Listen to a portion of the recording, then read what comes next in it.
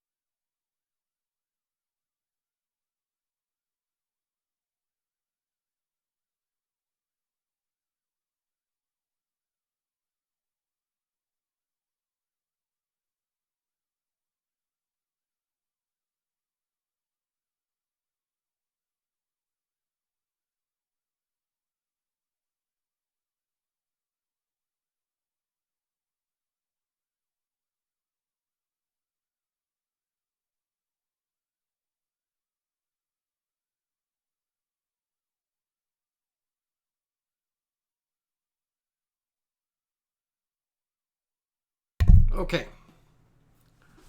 Oh, I see the circle of death. Let's see here.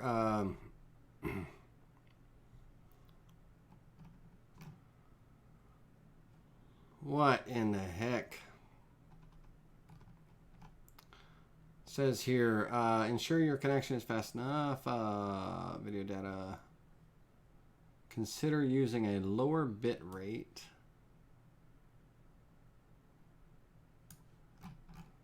Come on. All right, ladies and gentlemen. I just want to give up sometimes. We never give up. We never give up. All right. Never gonna give up. All right, let's see what happens here.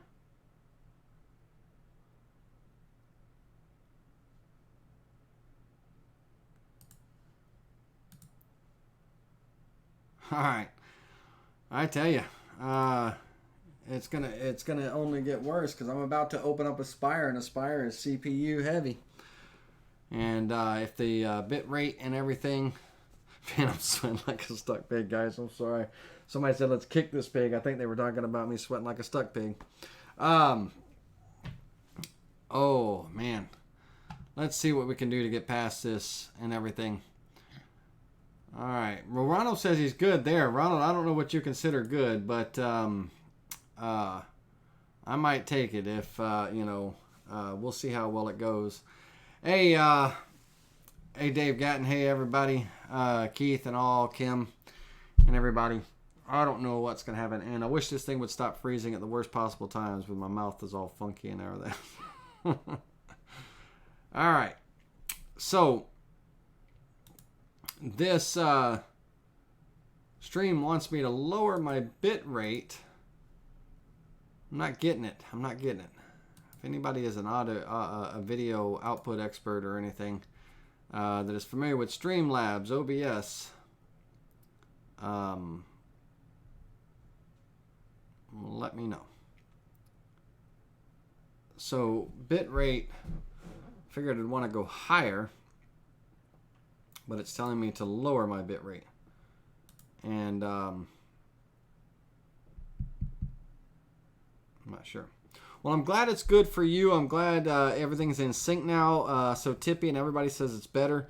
We're gonna kind of go with this. I keep seeing a little bit of that circle, kind of like when things are freezing in my preview, and that I'm not sure what that is. So I'm gonna assume everything is good. And what we're gonna do is what we're doing tonight, guys and girls. Next week we're gonna get back to basics in the Vectric software, and we had a back to basics series in part 1.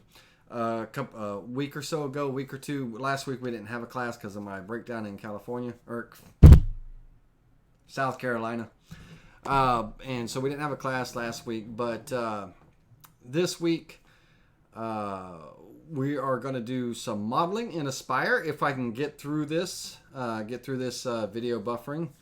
That's gonna it's gonna kind of kick my butt. This software is going to kick my butt. And I've been on the search for a better streaming platform and everything, and everybody swears by this Streamlabs OBS, but maybe it's my settings. Maybe my settings are off. I don't know. As far as that, but it's not doing for me what it should be doing. Anyway, we're going to be modeling beginner basic modeling in the software of Aspire. We're going to talk about the 2-rail sweep, the 1-rail sweep, the create shapes tool, and we're going to build components. We're going to build models and show these, and then we're actually going to we're going to go through and build something from scratch and everything and all. And I want to try to get through this as painlessly as possible. If this video will tighten up a little bit for me, I would love for that stream to kind of start going through and not freezing up and things, or skipping streams, because if I'm skipping scenes, frames, however you want to call it, then I'm going to end up, you're only going to be catching every couple of words. So we're going to go ahead and just give it a try. And then I'm going to try to reach out to an OBS specialist from Streamlabs and I'm going to nail this down because my internet speed, I should be able to stream 4 live streams, multiple live streams, video game streams, whatever, without any hiccups, smooth as glass and all, and that's not what I'm getting. And so I apologize on that part. Don't unsubscribe from Spindle TV. We're going to get our act together very soon after I have a sip of Dr. Pepper. All right, so let's go ahead and you're going to see from time to time, we've got a couple of things going on. I've got a new remote for this Streamlabs to try to make things run a little smoother and all. We have a side camera. So within the side camera, it has me just a different view. If I was sitting here talking and stuff, I've kind of changed my background a little bit and changed some things out.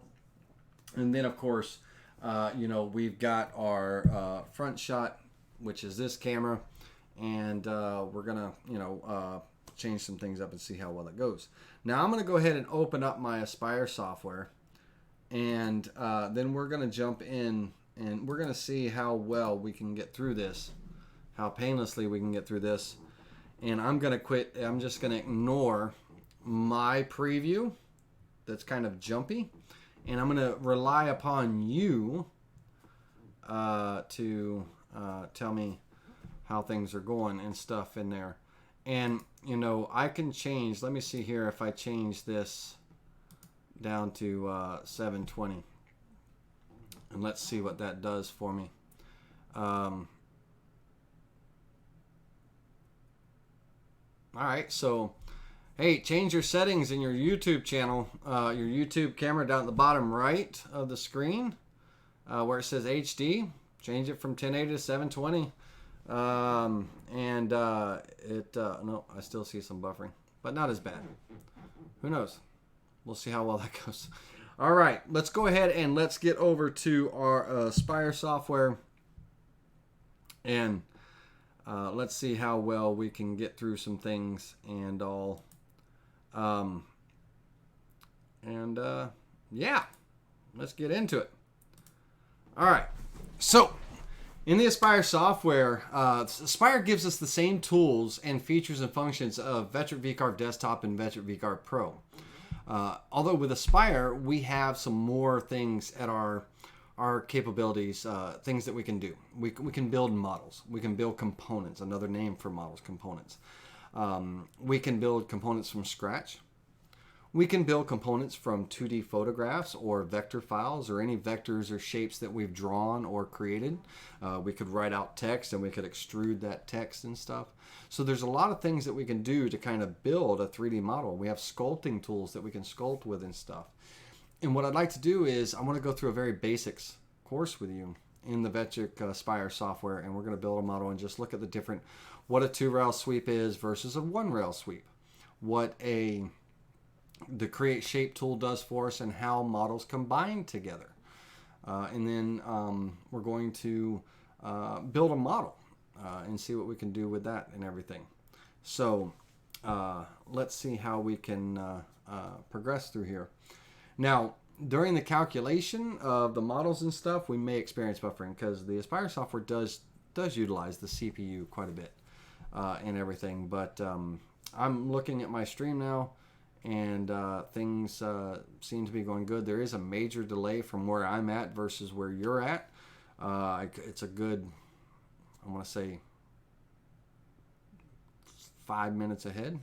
But let's go ahead and you keep me honest, keep me straight if things go wrong and stuff and get complicated as far as the buffering and all that. Shout it out in the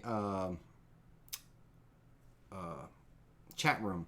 If I freeze or anything, shout it out in the chat room. I'll see that. I'm going to start keeping a very strong eye on that and everything. And we'll kind of go from there and all. So let's go ahead and let's get into this. Now, I'm going to create a new file. And with this, I don't really have a size in mind for the project and stuff. So I'm just going to go with a 15 by 15 platen work surface and stuff right now. It's going to be a single-sided job. We're going to just doing some modeling and everything. And then it's going to be 3/4 of an inch thick. for the thickness and all. And for this, I will be touching off. I'm going to set the job up to touch off on the material surface. And I am going to work from the center, the XY datum position, because I do want to be able to show some of the new mirror mode features and things with modeling and working with Aspire and all, as far as the basics go and stuff. I will be working with a model resolution of very high when creating a model and stuff. And the appearance, I'm just going to kind of make it look like a piece of maple so we can kind of get a general idea. I'll see if I want to change that in a moment and all. But let's go ahead and let's click OK on that job setup. And now let's talk about our tools. Now, the drawing tools are, if you guys and girls have desktop and pro, or are thinking about moving up to Aspire, your tools, your drawing tools and everything are pretty much the same. There are a couple of additional tools that are available to us now within the Aspire software that aren't in desktop and pro, but those are going to mostly be found in the modeling tab down below. And with the modeling tab, we have the create shape tool, which is your very first icon up there, creating shapes from vectors or selected vectors and things. The 2-rail sweep needs at least 2 rails to sweep a profile along. We have the 1-rail sweep, which takes a single line. You can actually use 2 lines as well, but generally the single line, it's the center point, to sweep a profile along. We have our turn and spin tool. This was new. Turn and spin tool was new as of 9.0 or 9.5. One of the two, our turn and spin tool. And this gives us the ability to make vessels and platters and things, which is pretty cool. And then the ever so sculpting tool. The sculpting tool is basically like sculpting clay. We have tools like the smoothing tool or the smudge tool. We can add material or remove material. We can, erase some of the things that we've done and all, but we have all these sculpting tools that we can work with to help kind of smooth out our models and things. And you'll see a little bit of that. I might do a little bit of sculpting and everything tonight if needed and all. Other than that, we have tools that within the modeling tools of Aspire that allow us to create textured backgrounds, which is pretty cool. We might explore a little bit of that. We'll see how far we get with the create shape tool, 2-rail sweep, 1-rail sweep, and the turn and spin. We'll see how far we get into that because this is a basics course. I want to try to go over some of the beginner basic on modeling and sculpting and stuff. But we have the ability to export a visible model as an STL file, and that's one of the cool things that you'll see is when I create a model in here with Aspire, we have the ability to export that model not only as an STL that could be used in desktop or pro, but also we could export it out as a clip art, and we could actually add it to our clip art library. And so this takes that 1,500 model and clip art, library that came with the Aspire software, and now gives us the ability to use things like the mirror tool, mirror mode, and the component level mirroring to create unique different shapes and stuff, and add those shapes and things to our library, just building up that database of models to work for.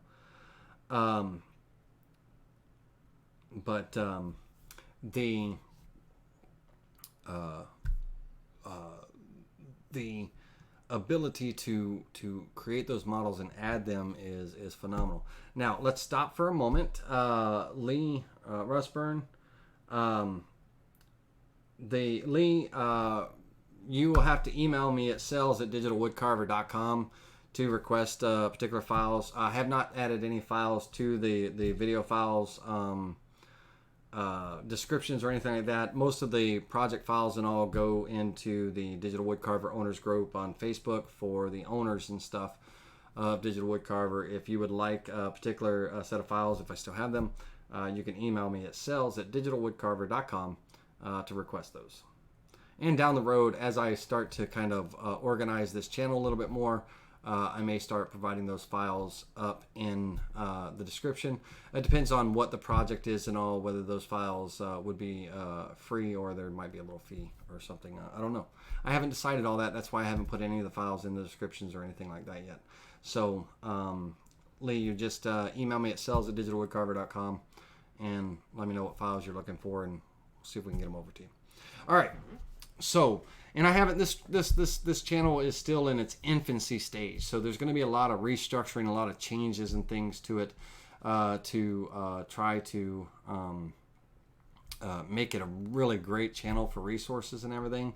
But at the same time, you know, down the road, you know, there may be, you know, videos and classes and stuff that might involve, you know, a small fee. Who knows? I don't know. I'm not saying there is. I'm just saying that at some point in time, there might be, you know, to help pay for better streaming, to help pay for better cameras and things like that. You know, I may turn to the viewers at some point in time for support. You know, and it might be just a $2 download to download files or whatever. I don't know.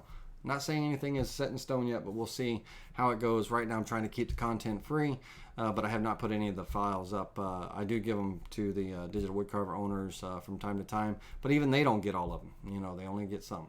You should be able to take your software and watch the video and create the same thing that I've just created in your software from the video. That's the whole goal, because it's a teaching experience. If I give you the files, you're just, you know, taking the work that I've done and making small changes and stuff and using it for yourself or whatever. I don't, right? You got to create.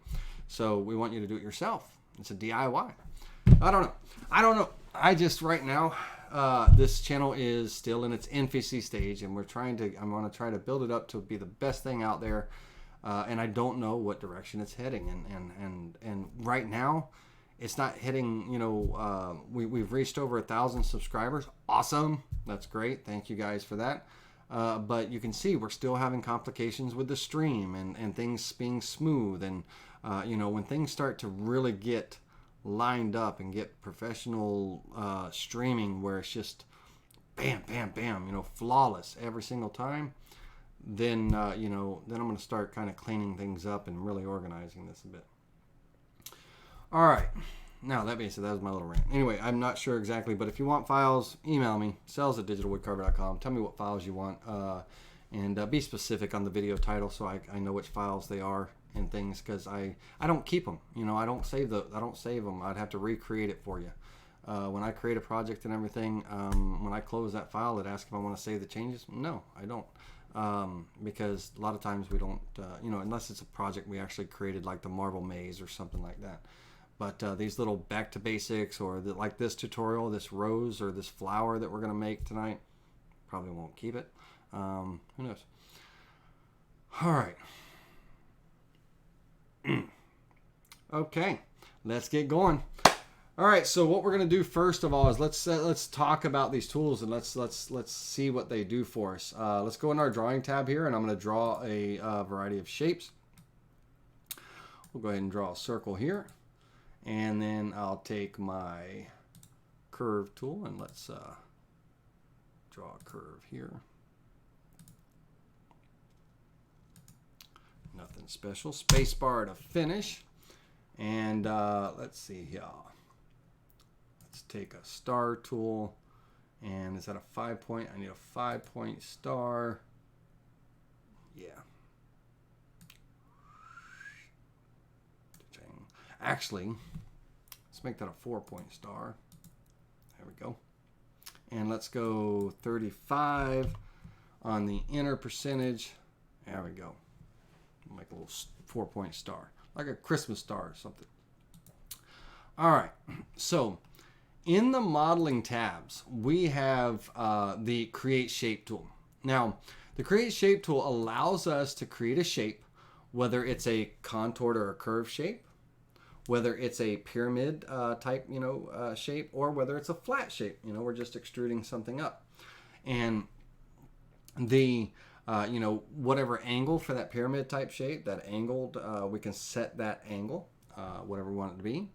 With the flat shape, we have to set the base height, basically how thick we want that shape to be. And with the curved shape, we also set the angle of the curve, you know. So if I was doing a 90-degree, it's going to be a big old curve. So let's take a look at the curved shape tool, and let's use our circle here, and let's make our circle a little bit bigger to start off with. All right, and so I'm going to go into a split screen view here. So we should be able to see both the 2D and the 3D view. Now, if I were to set a 90-degree angle for this curved profile, and I click apply, that's going to give me a full-on dome. And let's get no limit in there and click apply. That's going to give me a full-on dome, 90 degrees just straight up, and then it's going to curve over and back 90 degrees on that angle. You know, we're coming up, and then we're a nice curved contour and everything. Now, as that angle changes, you know, if I bring it down to a 60 degree, then, you know, that curve is getting lower now.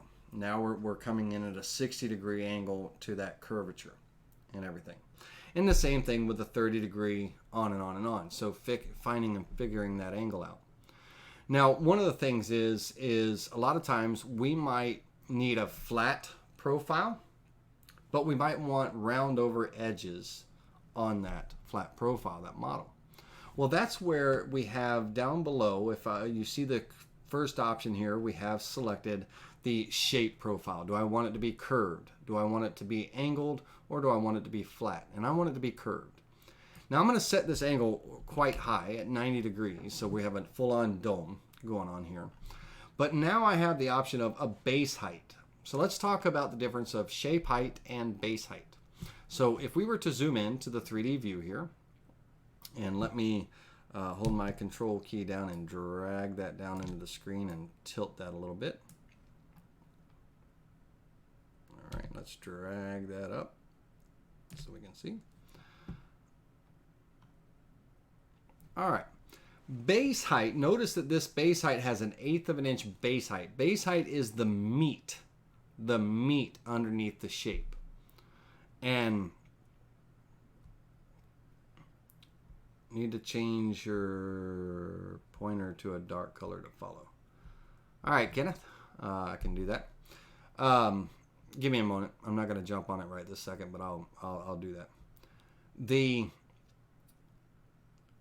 shape height and the base height. So the base height is the meat underneath the shape, and notice this straight meat here underneath this shape. That's my base. That's that 1/8 of an inch base height. If I were to increase that base height, you'll see that straight meat kind of build up from there. So when I click apply, we're going to give that more straight meat, more base underneath. And as I reduce it, let's go down to 0 here and click apply. Now there is no base underneath this model, and it's all going to be shape height. This is my 90-degree shape from dome to dome. Okay? Now, shape height is your actual model. That's the contour. Base height is the meat underneath it. And a lot of times with models, we have to add a little bit of base height, especially if we have two models that are merging together, and we want one to ride a little higher than the other, then we would give it base height to kind of build it up. You know, if we couldn't go any further with the shape height and stuff, because right now at a 90-degree angle, that dome is pretty much reached its apex, its peak, as far as it can go. And so we can't really build it up anymore. And if I needed to get it just up a little higher, then I would give it base height to kind of build up the meat underneath it and stuff. But we have some options, you know, as far as the final height is concerned. One, no limit, full on 90-degree dome. Boom. Two, limit to a certain height. And what this does is it will take, and whatever height that we limit to, we can limit, and it will flatten it off and limit it and create a flat area at that height. And then we can also scale to an exact height, you know, on what it would be. And in this case, you can see with the scale to exact height, we have 0 to 0.75, the thickness of my material and everything. And so if I came in and increased this height, I can increase that 90-degree dome, but I'm limiting it. You see, it's still curved. I've got 90 degrees coming up the side, but it's still a very shallow curve to that 1/2 inch, and until I kind of limit it. And now I'm limiting this dome to my size of the material, 3/4 of an inch. If I don't limit the height or set an exact height and everything, if I go no limit, then it's gonna create that dome however tall it needs to be, and this is gonna exceed the thickness of our material. So if we were to look at this model, if I were to click create a new component and look at this one model that we built over here, if we go over and look at our material setup, you're going to see that we're going to have an error that model has actually been built up to 2.3126 inches. And so there's an error. The model exceeds our material thickness. So we have to be mindful of that. When we're building models, the overall model thickness that we create from whatever it is we make, we got to make sure that when it's all said and done, that it's within our material thickness that we're using. Otherwise, we have to scale down, within our material, and we could sacrifice detail and things if we do that. So let's come back over here. Let's close this and come back over here. And on this model here, let's go ahead and let's look at what if we took this and we did our 90-degree angle, but we limited the height. Now, when we limit the height of a model, what we're basically doing is it's a great way of creating like almost a round over, where it's going to create a flat surface on the top of this to whatever height we limit to. And so if I came in and said I want to limit this to 1/8 of an inch in height, when I apply this, we're going to get a nice round over. If we let's see if we can move up, hold our control key down and move up and zoom in here.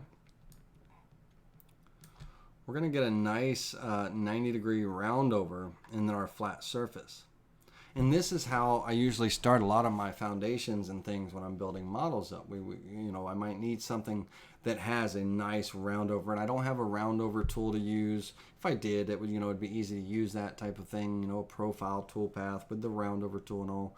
But if I wanted a nice round over, like on my bowls, my chip and dip bowls and things like that, or whatever the case may be, I could create a model within the Aspire, and I could give it a round over by going with a very high angle, depending on what I want my round over to be, and then limiting the height so that it creates that round over, and then it creates my flat surface again and everything in there.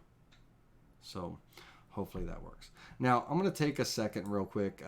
One of the viewers asked about changing my mouse cursor color. So I'm going to go into my mouse settings here for a second. And let's see if I can go into my additional mouse options. And let's see if I can change my pointer color.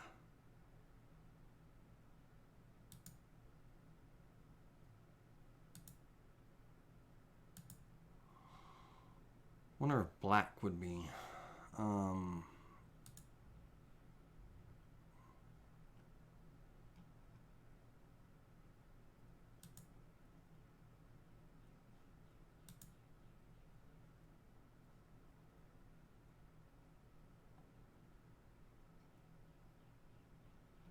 Standby. Pointer options. Snap to. We are changing our mouse pointer here. Let's see here, the scheme. Windows extra large black. Click apply. Extra large black. Let's see if that works. It's pretty black. Let me see. Y'all let me know if y'all can see that now. And everything. And all. So, yep. We should be able to see that that black arrow now much easier and stuff. Give it a second for y'all to catch up to me. I think I'm a good 5 minutes ahead, Kenneth. So we'll see if it changes and everything. All right. So by limiting the height, we are saying that we need a model that has a flat surface, but it's going to have some kind of contoured curve to it.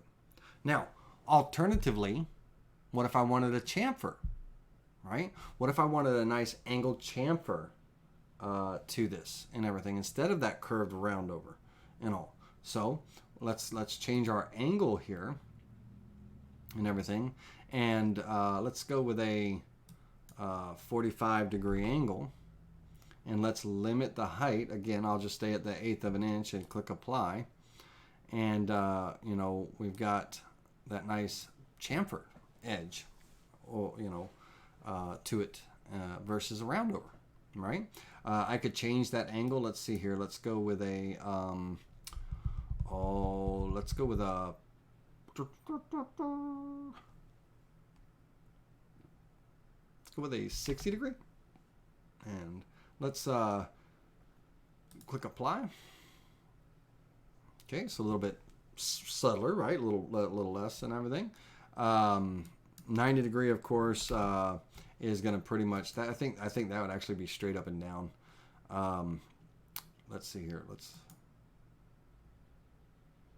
No, 90 would be 45. Yep. So that would be at my fullest angle. That's the furthest I can go with that, is 90 degrees and everything. But that's how we get that chamfered edge, you know, on a model or something if we were working with that.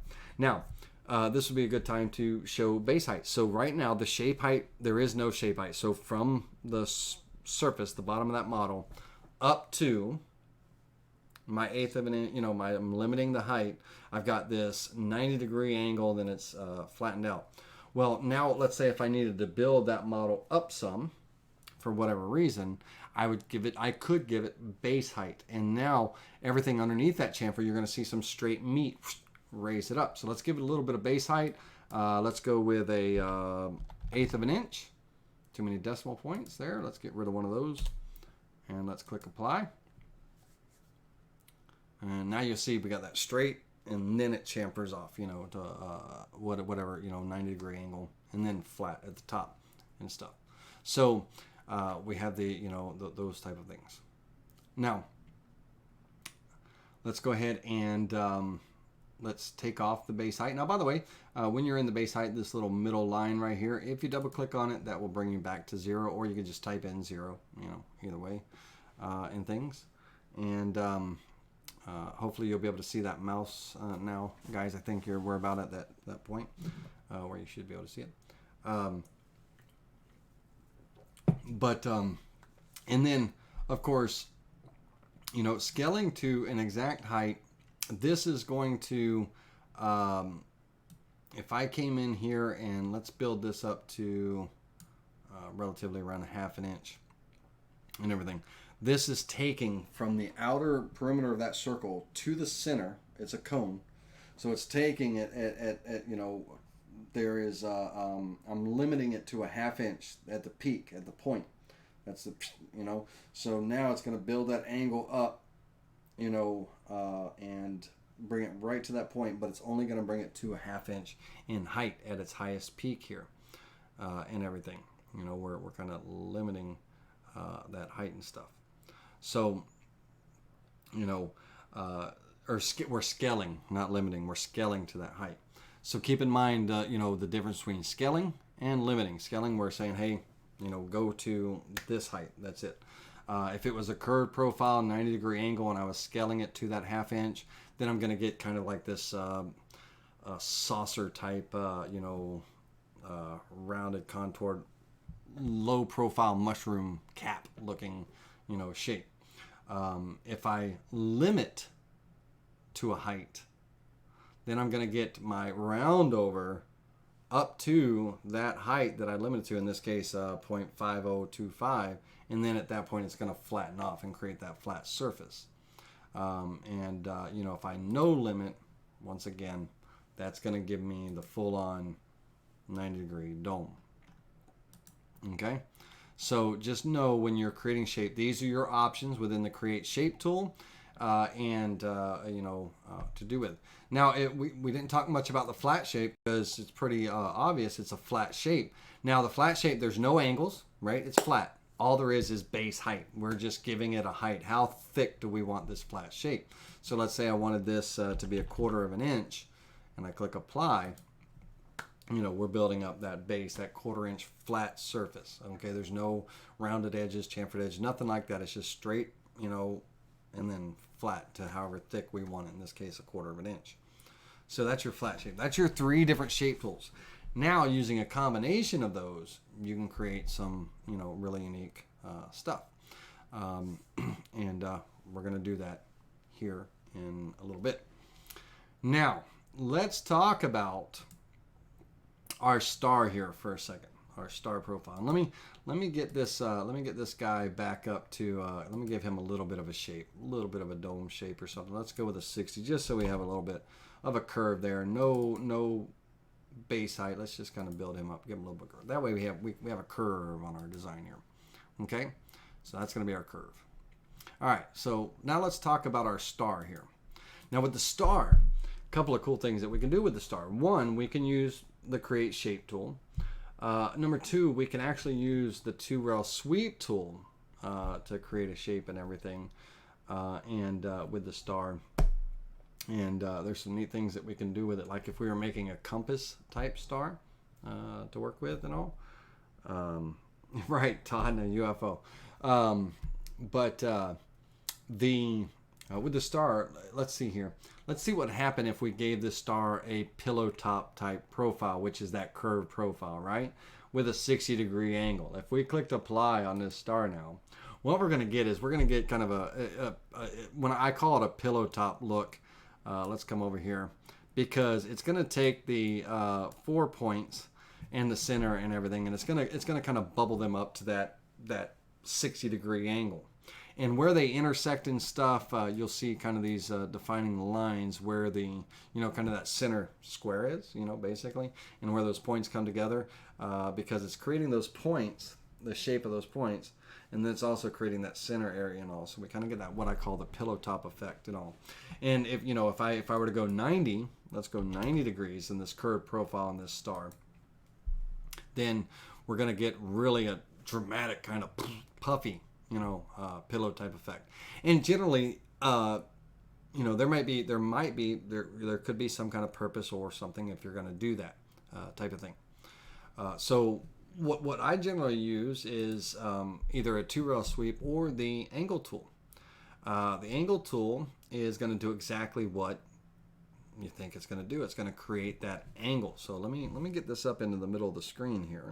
Control and pull this up and turn this a little bit. And this is giving us, you know, that kind of angular type shape.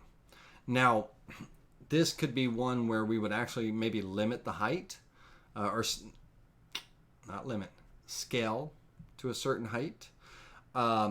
We may take this pyramid. I might want that. Let's see if I go with a 45-degree angle and click apply here. See if that kind of, it won't change anything because 40 and 90 is the same. But let me scale this to a height now of, I'm going to go 0.375. And what this is going to do is going to take this star, and to that peak, to that absolute peak here, it's going to limit it to that 3/8 of an inch deep, you know, to create that star. Now, we're going to take and we're going to show how models and everything combine and everything. So let me get this kind of on the screen here so you can see. And this is where base height and things like that's going to come into play. Now I'm going to take this star. I'm going to create a new component here. I'm going to click on create a new component. Anytime you're finished creating one component, you will create a new component and stuff. But I'm going to take this vector here, and I'm going to make a copy of it. So I'm just going to right click and copy, right click and paste. And on this pasted copy here, I'm going to use my number 9 key. 9 key, if you don't know, is a 45-degree increments on their selected object and a counterclockwise position, you know, orientation, should I say. And your 0 key is 45-degree increments rotation in a clockwise position. So I'm going to use the number 9 key, and I'm going to rotate this one time, 45 degrees. And I'm going to take and I'm going to make this star a little bit smaller. I'm going to hold down my shift key and I'm going to make this just a little bit smaller here. Okay. Now I'm going to create a shape with this. Now notice I'm gonna go with the same kind of 45-degree angle here, and I'm gonna you know, limit the height and everything. But notice that I'm adding. When you add one model to another, it's like taking a sheet and draping it over a car. It's going to conform, that sheet's going to conform to whatever shape is underneath it. You know, so when we add one model to another, it's going to conform to whatever's underneath it and everything. You know, it's just like, you know, draping something over there. So if I were to create the shape now, this new shape would just literally drape over the old one. That's not what I want. I want them to kind of combine. I want this new shape to maintain its structural integrity, and then I want to build them up how they combine. You know, I want to merge them together. So let's do it as an add, right? Add, and let's go ahead and click apply on this shape, and you'll see how it literally just draped this new shape right over the one that's underneath it. Okay, just literally just draped it right over and everything. And of course, that's not the intended look that I'm going for and everything with this. So I have options. Okay, I could also subtract, right? We could subtract from that previous component. And now what's that going to do when I do that? That's going to take and it's going to remove that shape of 3/8 of an inch. It's going to remove that shape from the previous component. It's going to subtract it, so it's going to kind of be, you know, curving it down and things. I could merge, and when I merge those two components, now we're getting that blend, right? We're getting that. That's what I want for that compass type star. You know, I want it to blend and everything. Now, if we notice closely, now both of these shapes are, you know, scaled to about the same height. You know, that 3/8 of an inch and that peak, and they're reaching in. They're coming to that center point. You know, right there. But I might want this little star point to be above that one that's underneath. So these 4 points are my, you know, that second object here.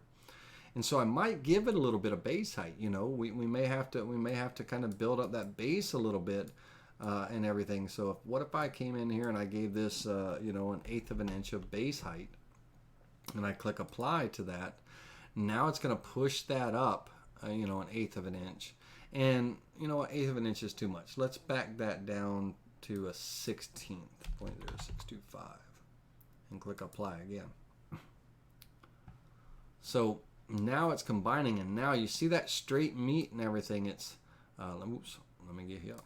That straight meat here, you know, it just gave it some meat underneath, a 1/16 of an inch of meat, just to push everything up. And so, you know, now my center point and everything is kind of riding high. You know, right over that middle point and stuff.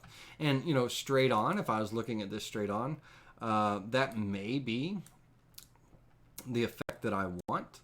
It may not be, right? And what the main thing is, and let me get this in the middle of the screen here. What the main thing is I might not want that point, because not only is it raising everything a 1/16 of an inch, you know, and bringing it up to here, it's creating more meat out here in between the 4 main points that I actually would want. So I would actually, you know, keep that at a 0 height, and let's click apply and everything, because I just want them literally just blending right into that model. Now, with this model, this might be a compass of some sorts, where I'm going to put like a north, a south, and a west and east or something, and everything there. And so what I would do is, let's come in here and let's create a new component. Creating a new component means we're going to lock this one in, okay? It'll grayscale it. We're going to lock that in. It gives us the ability to create a new component. Now I'm going to take this circle, and I'm going to double click on this circle, and I'm going to hold down my control key to make a copy of it, and I'm going to literally snap that circle to here, and I'm going to size this circle down. Let's say right about there, okay? Yeah. You know, now this circle, I want it to be a flat profile, right? Because I might want to, you know, do some type of compass type carvings or something on it, or what have you. So I'm going to take, and that's going to be a flat profile, okay? Or it's going to be a flat profile. And so now I got to give it height. So we know that the top of the peak of the point is 3/8 of an inch. That's how high we scaled that model, you know, when we scaled it up and everything. when we gave it its shape height and stuff. And so let's go ahead and on this, let's go 0.25, right? Knowing that, you know, 1/4 of an inch. And I'm merging it. I don't want it draped over, because what would happen if I clicked on add right now, right? If I clicked on add on this, no base height, and I apply this, literally it's going to drape that sheet right over and everything. And I got to give it some base height because it's a flat profile. Let's give it 0.0625. Too many decimal points. And let's click apply. You know.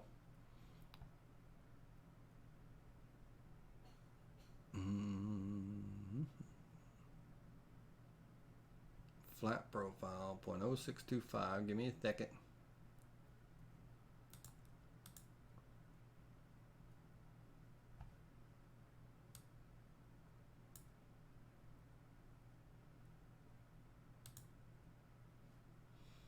It's not going to drape that over. I don't think it will. It should.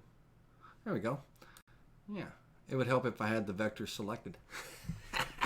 All right. It takes a second for me to get my act together. All right. Let's zoom in over here. I'm going to use my control key and pull this out. So literally it took this disc, this 16th inch thick disc and everything, and literally just draped it over, right?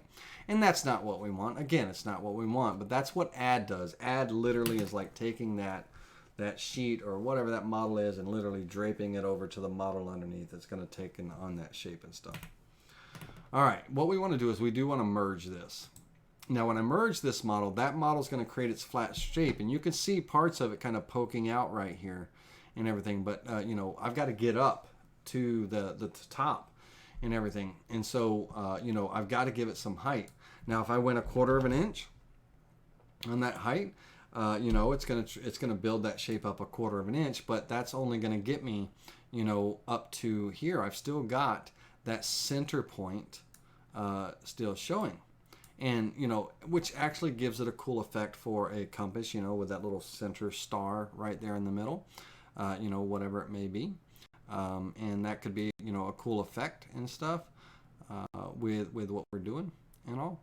But you know, I may just want, you know, I may want to just actually bring it to the top of that peak, you know, just flatten out, so I could do my north, south, east, west, what have you, and everything. I may just, you know, have something like this, and I may put the letter N, E, you know, S, and W, and all there, and have these 4 little points that are in the middle of the circle, you know, pointing to it, you know. But let's give it a little bit of height. Let's go ahead and let's go up to our 375, and you can see it kind of limits us to that because that's what our model height is. So I'm just going to drag this up to that 0.375 there, and we're going to build that up. And now, you know, we've got this flat effect that we could do, you know, whatever the case may be. So when we merge, especially on a flat profile and everything, we are literally, the shape, whatever we're creating, is keeping its structure, and then how it blends with the other model, you know, depending on if it needs to be given some height so it kind of exposes itself, or you know, or we might not give it height at all, just so it blends well, just like the little star underneath and everything. Now looking at this and everything, kind of liked it at you know, 1/4 of an inch versus the 0.375. Again, too many decimals. You know, I like that, kind of like that little peak and everything sticking out, you know, like a compass, you know. And now maybe you see these rounded or these edges here and everything. What if I wanted them a little bit smoother? Now, of course, I could use my smoothing tool, which we haven't talked about yet and everything. But what if I came up here with a curved shape, right? All right, and let's say I go with a 90-degree angle on that curved shape, and I limit the height. To that 1/4 of an inch. Might have to limit it less, but let's see what happens if I limit that height to a 1/4 of an inch. All right, so 1/4 of an inch, I've got to take an account for the base height that's underneath, right? So let's back the base height down, because right now I'm kind of almost like a 1/2 inch up. So let's go back down to an 1/8 of an inch on the base height and click apply. Bring it down a bit, and actually let's go, do I want to go 0? There we go. And, you know, I might want something like that, which I wouldn't want that, because you see how it, you know, it combines with the curve here. If I did that, I would give it some height. So let's go 1/16 of an inch on that and click apply. Let's build it up just a little bit more and everything. And now I've got, you know, almost kind of this rounded pillow top, and I've got this small, let me see if I'm trying to get this into the middle of the screen here. I've got this small little pyramid and stuff in the middle. What if I narrowed the angle down a bit? What if I said, okay, instead of 90, let's go 75 degrees on that angle, and click apply. So now our roundover is going to be more at an angle inward, right? So it's like making that flat area smaller, you know, type of deal, and everything. Let's take with that. Let's go with a 0.3125, right? Like a 32nd. A little bit of base height, not much, you know. And now I've got kind of this rounded pillow effect and stuff, which doesn't look very good for a compass. You want the straight edges and all, but I just wanted to show you, you know, what, you know, these things do. Me personally, this is going to be, the flat profile is the way to go if you were doing something like this. Your base height is going to be 1/4 of an inch with something like this particular shape here. And then, of course, you're going to merge that, and you would click apply. And, you know, you would create that kind of compass effect. Because when everything is smoothed out, no, it'll smooth off those edges for us. Or we could even add a draft to it, which don't want to get too far ahead, but, you know, that's some things. All right.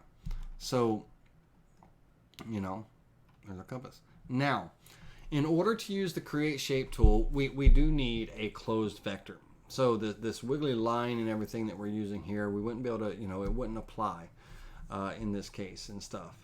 But I do want to take the star vector here, and I do want to show you when we're about to get into the 2-rail sweep aspect of things. But I think hopefully that little bit of information about how the Create Shape tool works and our different combine modes, add, subtract, multiply, I'm sorry, merge, not multiply. I'm going into math now. Merge high and then our merge low. Now, just so you know, you may say, hey, Laney, what does the merge low do? On the model, basically, it takes and it merges the two models at their lowest point, or down to their lowest point and everything. So, you know, if I were to take this and everything on this shape, notice how by taking this circle here and merging it low to that 1/4 of an inch and everything, it is literally bringing it down and stuff. And so we've actually flattened out that point or peak and things. If I change let's go with a merge low 1/8 of an inch, click apply. Now it's taking that circular shape, that outer circular shape there, and it's taking it and subtracting it from here, that amount, that 1/8 of an inch that we're taking out now. So we're merging at the lowest point. You know, it's almost like a subtract for merge of models and everything. But we don't really, you know, the circular model is there and everything, but we don't, there really wouldn't be a reason for, in this particular model and all, to merge low. So we're merging at the lowest point of the model, or we are merging at the higher points of the model. We're merging up, kind of adding in things and stuff. And again, we would want to give this some, you know, height. Let's go 0.25 again. Oops, too many decimal points. Got a thing about too many decimal points. I don't know why I keep typing them in. And click apply. So, you know, you're merging at the highest point, you know, upwards, or you're merging low and you're subtracting it from the previous component. And all of these are from previous component. You're adding to the previous component. You're subtracting from the previous component. You're merging high on the previous component, or you're merging low on the previous component. So it's everything that's underneath. It's like how this model that we're creating interacts with the model that's underneath it and everything. Let's take this star shape here, and let's go ahead and create a new profile here. Or a new component, sorry, not profile. Let's take this star shape, and I'm going to hold down my control key, and I'm going to drag this over here now. And let's take a look at our sweep tools, and then we'll actually get into, we'll make something with using a combination of these tools and all. Now, let's close this, and let's look at our 2-rail sweep tool. Now, 2-rail sweep tool needs 2 rails, 2 paths to follow. That's a ninja star. Thanks, Todd. I know it is. Pretty cool. No, it's a compass, man. Ninja star. Yeah, you could do that as well. Flat profile, that one would be. Ninja star with a flat profile. The 2-rail sweep tool is basically taking 2 paths, whether those paths are curves, straight lines, star shape like you see here and everything, and we're actually taking a profile that we've created, and we're going to sweep that profile between those 2 lines. And so let's start up here before we get into the star. That's kind of fancy with the star. Let's talk about here and all. And so I'm going to take this curve, and I'm going to make a let's close this tool for a second. I'm going to make a copy of it. I'm going to hold down my control key, and I'm going to create my 2 sweep rails here. And I'm just going to use a very simple profile. Let's take a little rectangle tool here. And when you're drawing a profile, generally you only need the 3 sides of the profile. Okay? You don't need the bottom. That's generally the flat back of the profile. Like you think about trim, right? The back of the trim is flat, type of deal. So what we would do is, in here, I could go ahead and remove this line between these 2 bottom nodes. That's a span. And let's say that I took and brought this side down here, and then I'm going to turn this into an arc, right? And now I'm going to take that arc, and we're going to go into the 2-rail sweep tool, and let's get this back into full screen here because we're going to be over here now. But if I go into my 2-rail sweep tool, your rail selection is actually important, and which way the nodes and everything are pulling. So if I come in here and select this rail first and this one second, those are going to be my drive rails, and we'll notice that we have a green drive rail and a red drive rail. Okay. Now we could reverse those by selecting differently.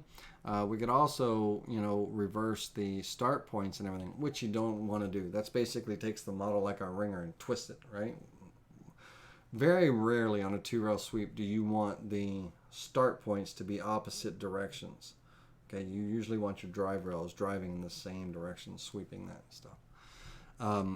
But let's take this tool here. And now that we've used our selection, we've got our 2 drive rails selected. Now we're going to select our profile. Now with that profile selected, we have an option here. We can scale it, scale that cross section that's referred to as with the width of our drive rails.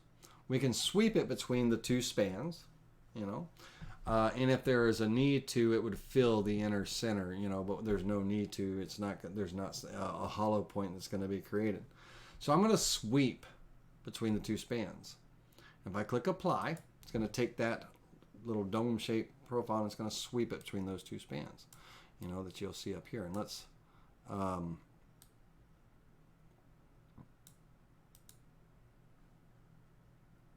get back into a tiled view here, and let's zoom in.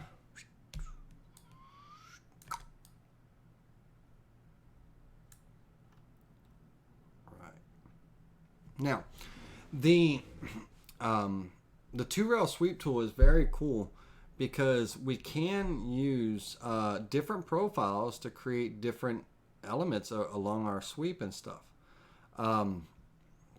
If I were to come in and create a new component here. Let's go ahead and let's do this. Let me get, let's go with little line tool and make it about the same height there.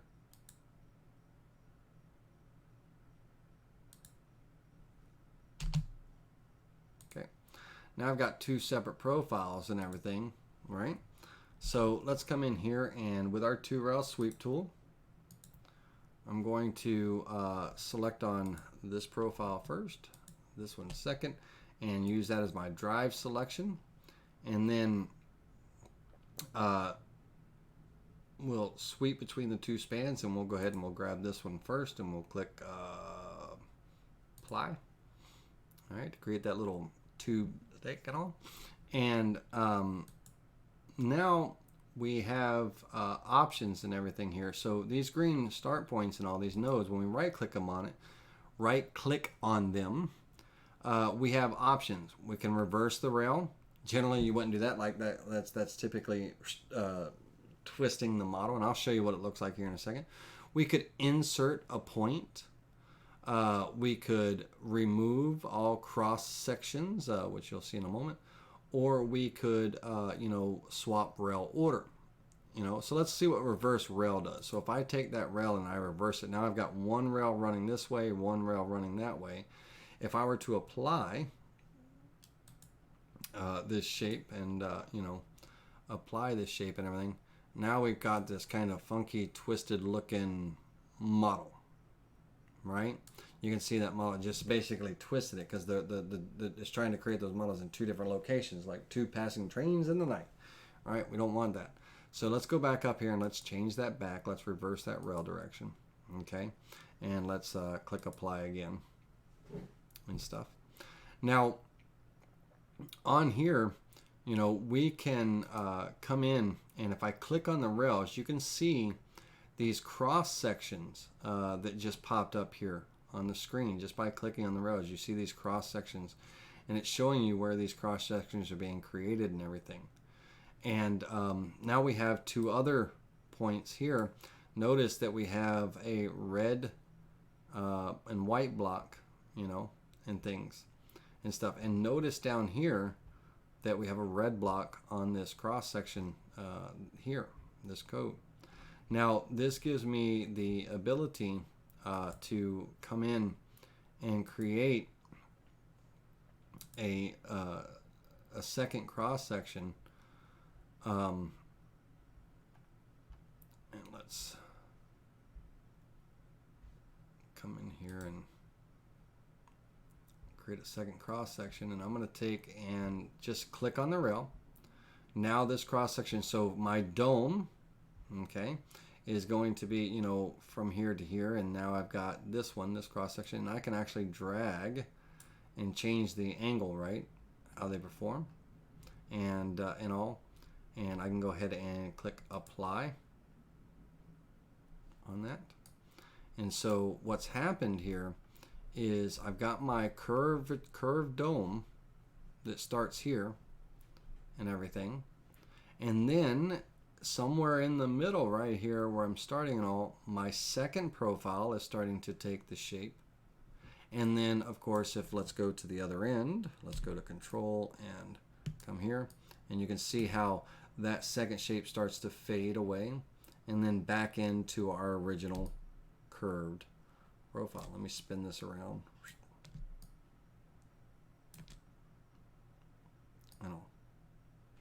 Now I could change the position of that cross frame. Let's say I want to go from here, and let's slide this one down to here, you know, on this cross section and all. And if I click apply, you know, my two cross sections, all I'm doing is, you know, changing or altering that shape. You know, let's say that we add a third shape into this. Let's see here.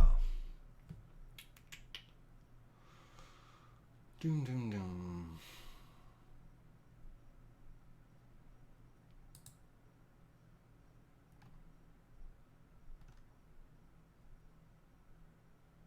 let's reset that. And notice how when I reset it, it kept my selections, you know, numbered and everything, and color coded, right?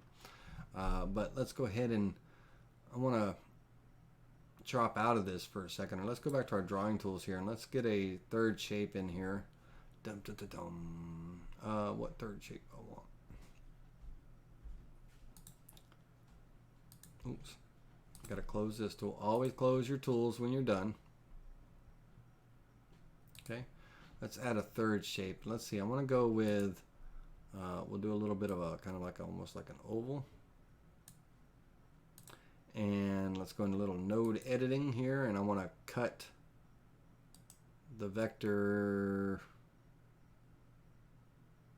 there and cut the vector there. Let's get rid of that lower part. And let's take and move this down, kind of, let's grab this corner here and let's snap it to here and move it over. Alright, so now I'm going to give this a little bit of shape, but then I want to go into node editing for a minute, and I want to change the profile a bit.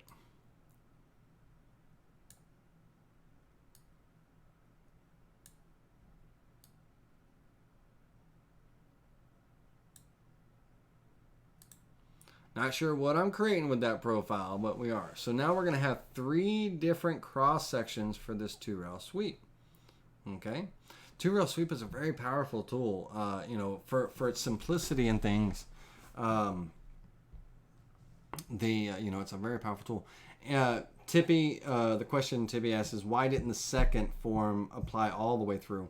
Well, because I didn't tell it to. I only chose a certain cross section. I'm using this cross section to create in a general area. So my first profile is taking on the whole thing. My second profile is filling in a small cross section area, and then it's eventually going to kind of fade away back into my original profile. Same thing you'll see here with the third and stuff. It'll go wherever I set the cross sections, and let's look at that a little bit deeper. So let's go into our 2-rail sweep tool, and let's go ahead. I'm going to grab this rail first, hold down my shift key and grab this rail second, and click use selected vectors, and let's move this over. Alright, so my first cross section, I'm going to sweep between the spans, and I'm going to go ahead and click apply. Okay, that's going to be my first shape. Now, let's say somewhere in here, let's go ahead and get our cross sections created by clicking, and I could come in here and, you know, we'll select this profile next, and let's give this a bit of a shape. Let's go at an angle here. See how it pulls those slightly and everything? So my first shape is going to kind of, you know, come in here, and then it's going to slowly blend into this. And then let's come in here and let's grab this cross section, and let's add that bad boy right about here. Okay. Notice these green point, right? Yellow point, red point, red point. See, I got a red point here and a red point here. That's why it sweeps all the way through. Now, I could, you know, I could smooth things out. I could delete this cross section. You know, I could do all kinds of things, but let's get this one created first before I go any further. All right, so let's slide that a little bit there. And, you know, if I wanted it to sweep all the way through, I could, Tippy, I could just drag, you know, if I came in and deleted that cross section there, I could take this cross section and I could move it up to, you know, that end to where it finishes off with this profile. So I could replace, you know, one cross section or another. Now I'm going to back this off a little bit.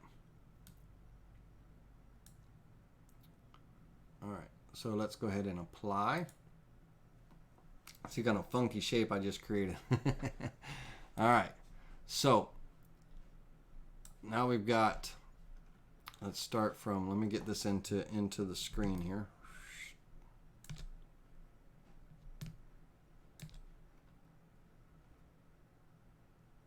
Okay, so at the start point here, my red cross section, number 3, right?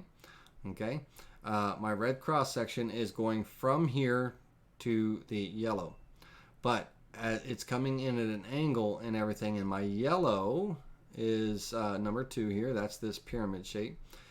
It's kind of it's taking on its peak and form right here through the center.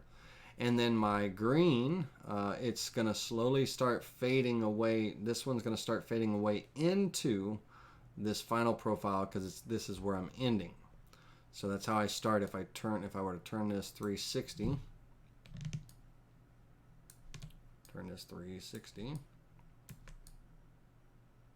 you know, that's how I start with this dome profile, pyramid into this center area, and then, you know, then it's going to start blending in with this third shape here to create kind of that, you know, snake effect, whatever it would be.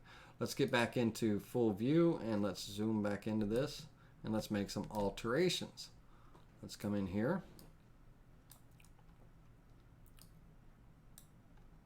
Trying to get back into, let me get this in the middle of the screen here.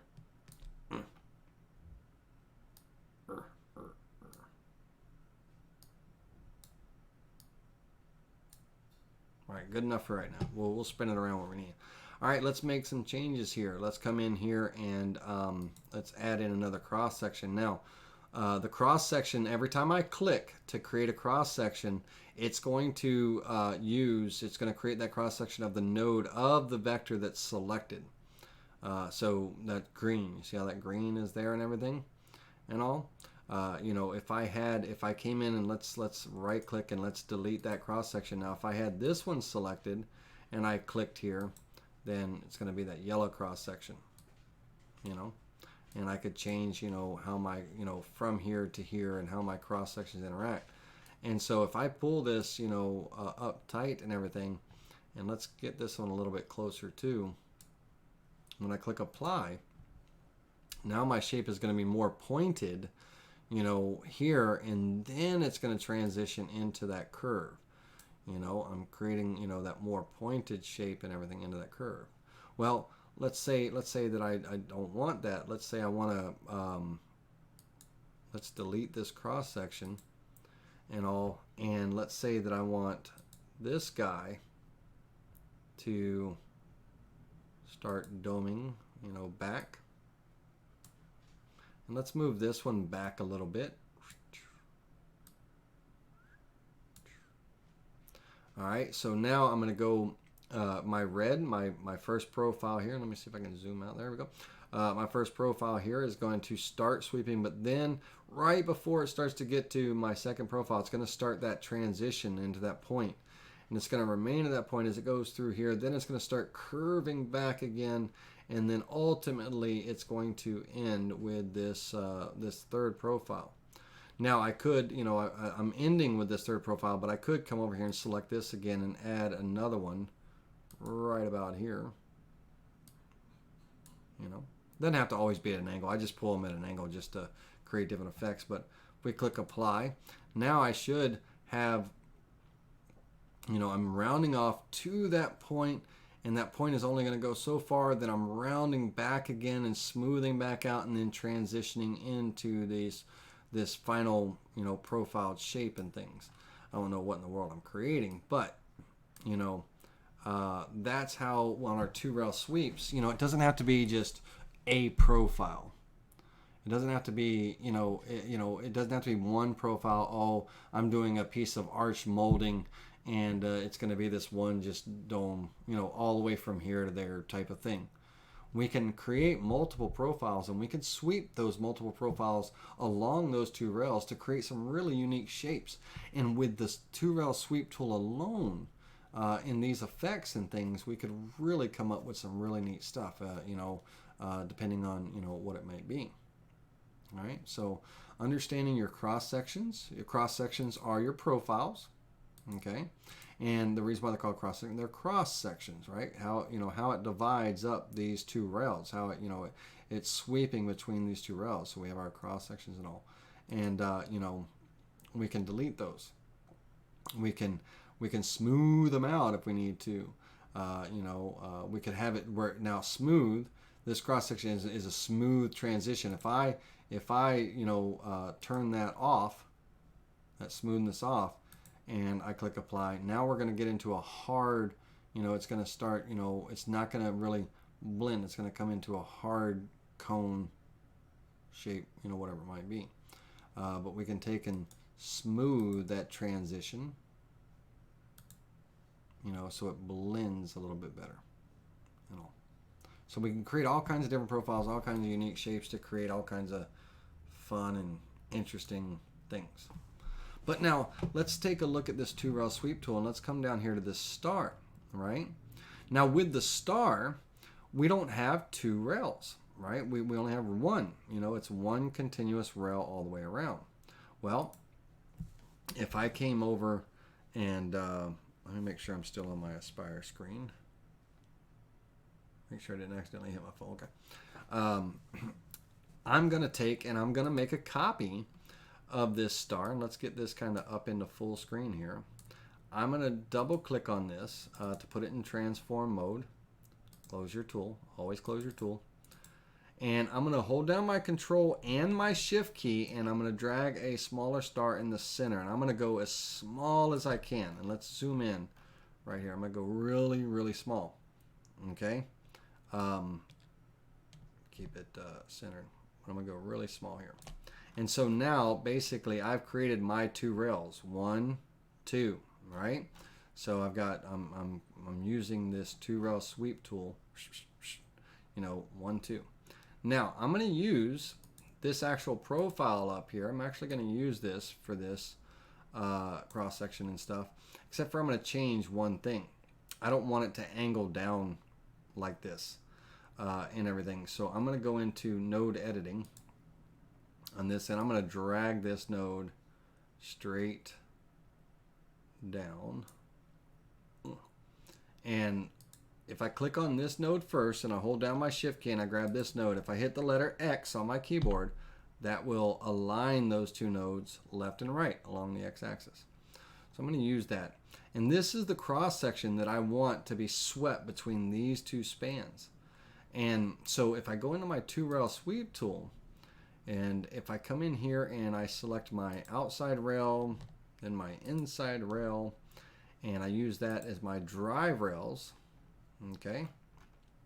Now, I've got these 2 drive rails and stuff, and if I were to just simply, take this as my profile and sweep between the 2 spans, notice now I've got a third option. Fill the center of the inner closed vector rail. So what that means is it's going to put some material in there to fill that little hole in the middle, because it's sweeping on the outside of this rail and the inside of this rail between those 2, but it's leaving. Now I've got this hole, this star-shaped hole in the center, and if we fill that, when we apply this, it'll fill that meat in.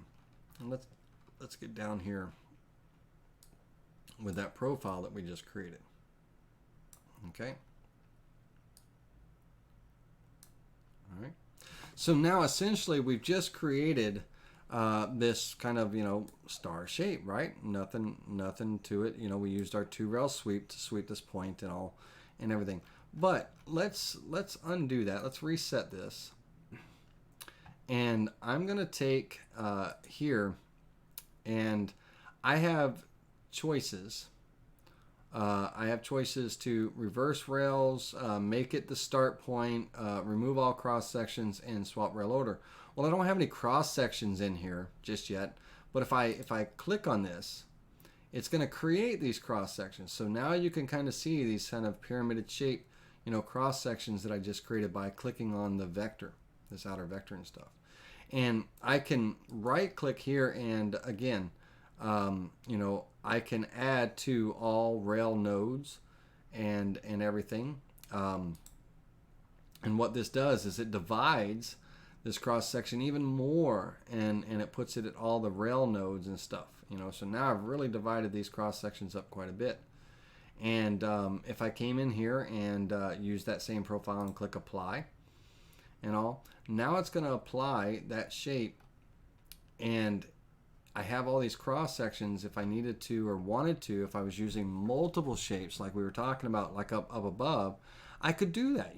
I could change the way a cross section reacts and stuff. I could change the angle of a cross section. I could, I could add another profile and create a different type of sweep on this star, whatever it might be, and everything to change, and in this case, I just literally removed that cross section, that, oops, let's get this over here,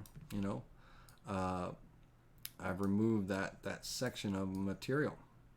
Lord knows why. What's going to fit in there, I'm not sure and all. But that's because I slid this cross section here. I slid it down and basically opened that door. If I bring it back and everything, now I'm, now I've got half of this removed and stuff. I don't have any more cross sections within here and stuff. I need to kind of get them back in or whatever the case may be. And, so let's click apply. And let's get, click on here and build this one back up. Work with me. And click apply.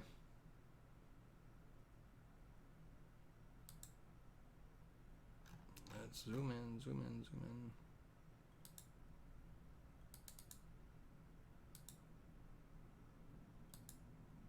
in. And let's pull this one down to there and click apply. Oh, you're killing me, cross section.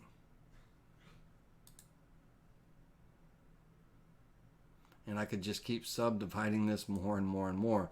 And that's ridiculous to do. I'm not going to go any further with that. But let's remove all cross sections.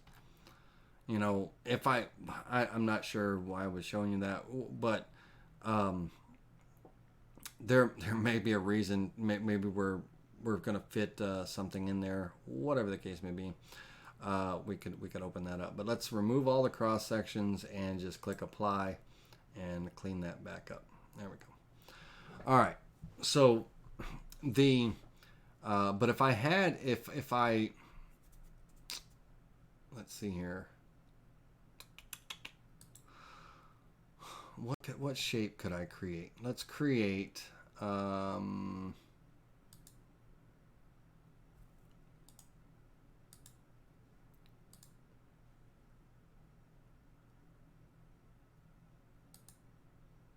let's go back in here. Let's create what would be a cool shape for, all right, let's start off with a rectangle. Let's go into node editing, delete this bottom line, and I'm going to pull this guy down. Ooh, see what that does. All right, so let's go back into our 2-rail sweep tool, and we're going to select our outside, hold down the shift key, select our inside sweep there. We're going to start here. Oops. Use that as our drive rails. Grab this guy here, and we're going to sweep between the spans, closing that center off to fill in the little hole that's going to be there. And we'll click apply. To sweep that. Let's click in here and let's add some cross sections in. Now we've got some cross sections in here, and that means I can grab a second profile and stuff. And let's say that, oh geez, where would I want to put this? Let's throw it right here. Okay, my second cross. I have no idea what this is going to look like, guys, but it's something. All right, so now I have this second cross section that's gonna, it's gonna start to transition into this profile as it goes around the corner. Let's click apply. Let's see what it. I have no idea what it's gonna look like, but whoa, look at there. That's a funky effect, right? Right. Because it's basically kind of taking and subtracting as it transitions around. It's removing that material around, up to a certain point here and everything. Kind of funky. All right, let's change that up a bit. Let's see if we can go into our node editing and let's smooth this out. Smooth this out. And let's kind of bring this up a bit.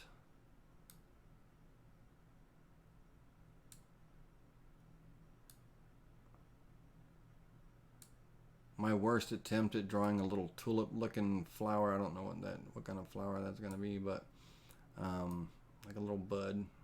I don't know. All right.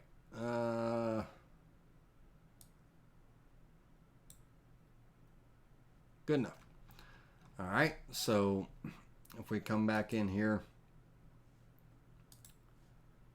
and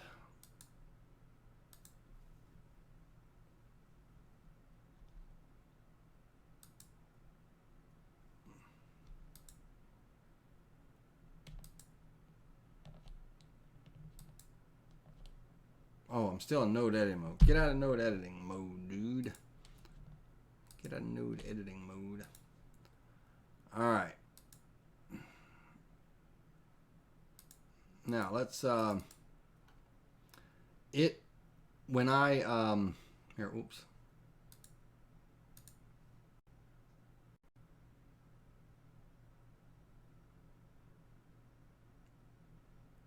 We got our start points. Let's create our first cross section. Click apply. Sorry, I got there we go. Let's go ahead and create our cross sections, and let's grab this profile and let's throw this profile right at the point here. I have no idea what this is going to look like. And let's throw another one down here at that point section. And let's see what kind of funkiness I get. Let's take this one here and let's go there and there. Oh man, let's see what we can get there. Let's click apply. Whoa, whoa. Wowzers. Right. All right, let's go control. Let's examine this thing. Look at that transition of you know, shapes and stuff. How funky is that? And the reason why it's so tall here on the sides and everything is because of the height of my actual profile and everything.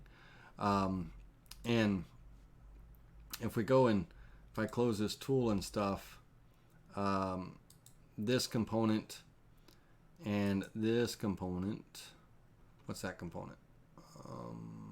That component needs to go bye-bye. Oh, I just deleted it. Son of a gun. I wanted that one to be gone. You goofballs. No, not that one. Hold on a minute. Alright, let's go back in here. Let's do that one more time because I screwed up and deleted the wrong thing. Two-rail sweep tool. We're going to grab this guy first. Or no, I'm sorry. We're going to grab our rails first, drive rails. And we're going to use that selection. And we're going to, this will be our first profile. We'll click apply, get him in there. All right, then we're going to take and create our cross section. Let's go ahead and create a cross section. And now on this profile, I'm going to start, again, I'm going to do that again. I'll go there and there at the top and bottom. And then I'm going to come back and select on this profile. And I'll go from left to right, left, left, right, left. There we go. Click apply and create that funky looking, that's like something that you would see on like a very cool, I'm not sure what you would see that on, but that, you know, it's neat stuff. And you know, it's just playing with different profiles and cross sections, having fun. I'm not saying you have to always have a cross section and stuff. It might be just a very simple two-rail sweep, right? You know, between two lines and all. But experiment with it, have some fun. You know, some really funky. That's really awesome. Kind of like that shape. I wonder what I can use it for. Anyway, now let's actually create a shape using our two-rail sweep. But let's talk about the one-rail sweep, and then we're gonna end with we're gonna create a model because it's already 9 o'clock. And let's stop here for just a moment, pause for the cause, and answer some questions. Could one rail be longer than the other? Absolutely, Wayne, it could. Where do you get all of the shortcut keystrokes? Kenneth, up at the top, under the help section, keyboard shortcuts. Click on keyboard shortcuts, and there's an entire library of keyboard shortcuts for the different things. Also, you know, in general, if you go into your tools here, like edit, you know, like undo is Control Z, redo is Control Y, cut, copy, Control C, paste, Control V, cut is Control X. So it'll show you, like, if there's a shortcut key and stuff, you know, in some of the menus, if there's shortcuts, it'll tell you, you know, those shortcut keys and stuff and everything there. But to see all of them when you're drawing, keyboard shortcuts and stuff, under the help menu, and click on keyboard shortcuts. All right. There isn't an undo. There is an undo. So undo is here under the drawing tab. You've got undo and redo here. Or if you right click on your screen, undo and redo. Or if you go up to edit, undo and redo. Or the keyboard shortcut for undo is Control Z. Redo is Control Y. Okay. Also, all right. Can we see the star with only the second shape? So Tippy says, "Hey, can we see the star with only the second shape?" Sure, why not? Let's go in here and let's select on this and hit delete. And if I were to take this profile here, which Tippy, I have no idea what it would look like. It'd probably look kind of goofy looking, but let's give it a shot. Our 2-rail sweep tool. We'll go in and use our selected drive rails as the selection. And if we click on our profile and we click apply,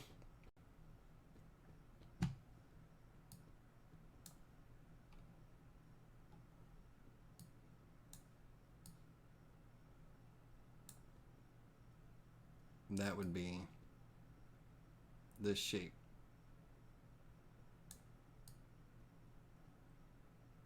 That's created. Pretty cool stuff, huh? Now let's shorten it up. Let's get rid of a little bit of this base height here and everything, you know, under this. Let's reset that. And let's take and close this tool for a minute. I'm going to go into node editing, and right about here I'll insert a point. Right about here I'll insert a point. Oops, I don't know what that was. Right about here I'll insert a point. And I'm going to take and if I zoom in, I'm going to delete this span. Delete this one. Kind of make our profile a little shorter now. All right, let's go back in and let's do that again. 2-rail sweep tool. We'll select our 2 drive rails as our selection. Profile. Click apply.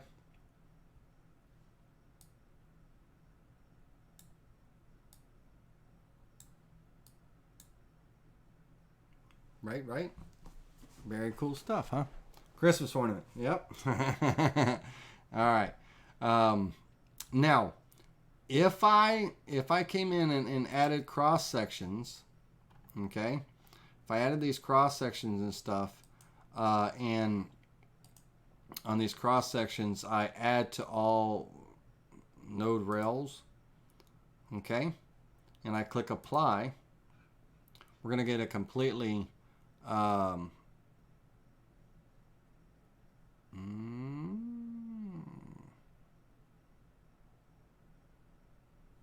on a minute.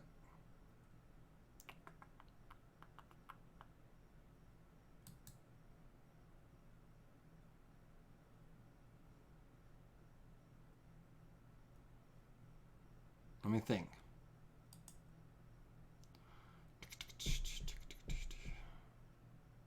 No, it's still going to be the same shape. Thought we might be able to get. I thought we might be able to get some kind of unique, different shape and all. If I added, you know, point and I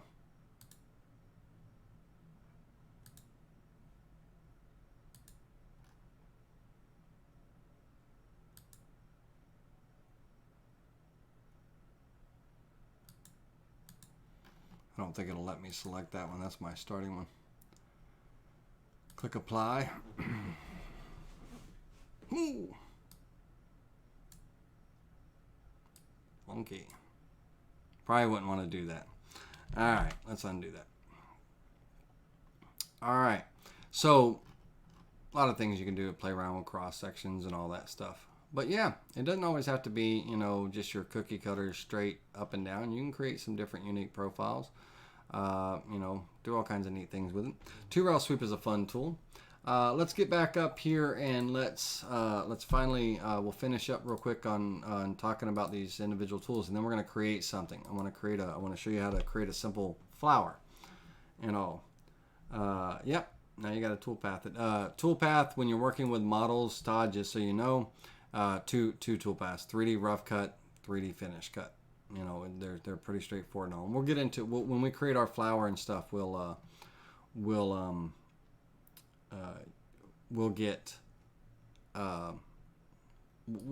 you the toolpath.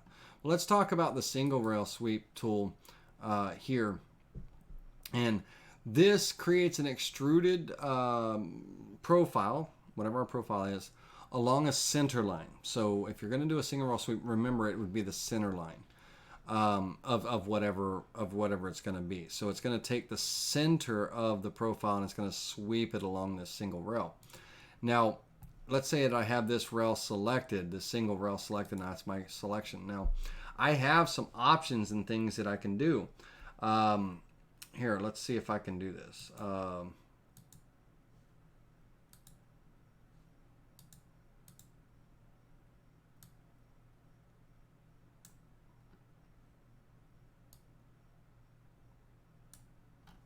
Okay, so, and I got to make a smaller profile. Bear with me a second. Let's click on this and let's shrink her down a little bit.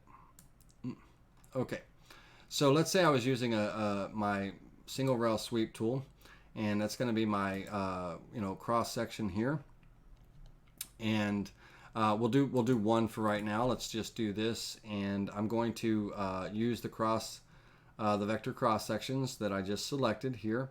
And I don't necessarily need to create square corners. I'm just gonna, and I'm not sweeping between two spans, right? And everything. So I can just go ahead and click apply. And it's just gonna sweep that model right along that profile. Okay. I'm not creating sharp corners or anything because I'm not, I don't have two spans selected, so I don't need to sweep between them. I'm just using those cross sections. Now, let's say that I come in here and I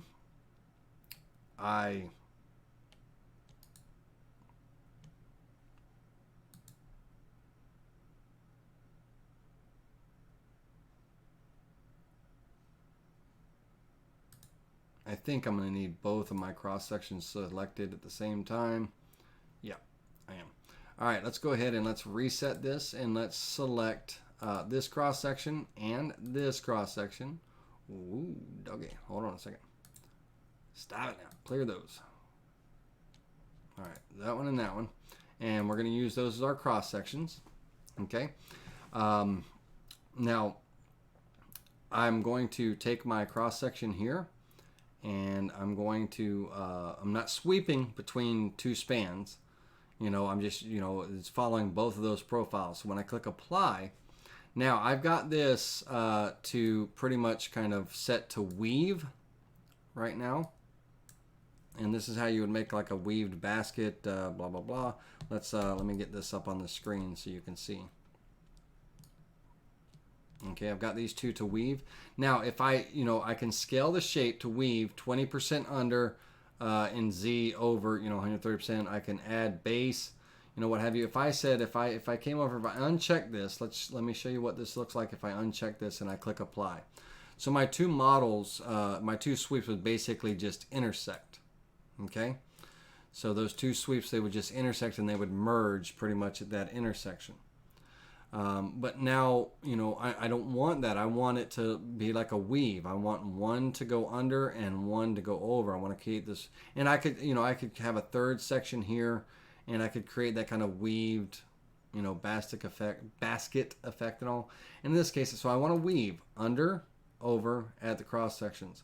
And so let's see, let me change this down to, let's go 10% Z under, and then let's go 50% Z over, one versus the other, and let's click apply.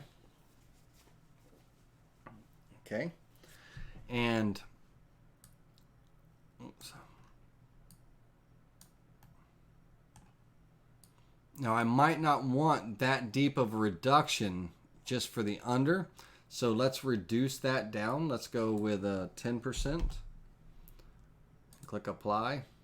Oh, you son of a gun. Did it 10?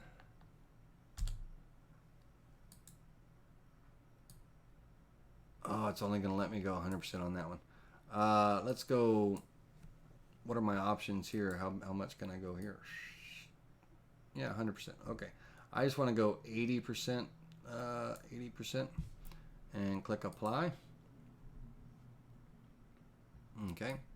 So basically that second model is only reducing by 80%. So it's only just going under the surface here. If I went 50%, it would be halfway through. Let's kind of back up to 50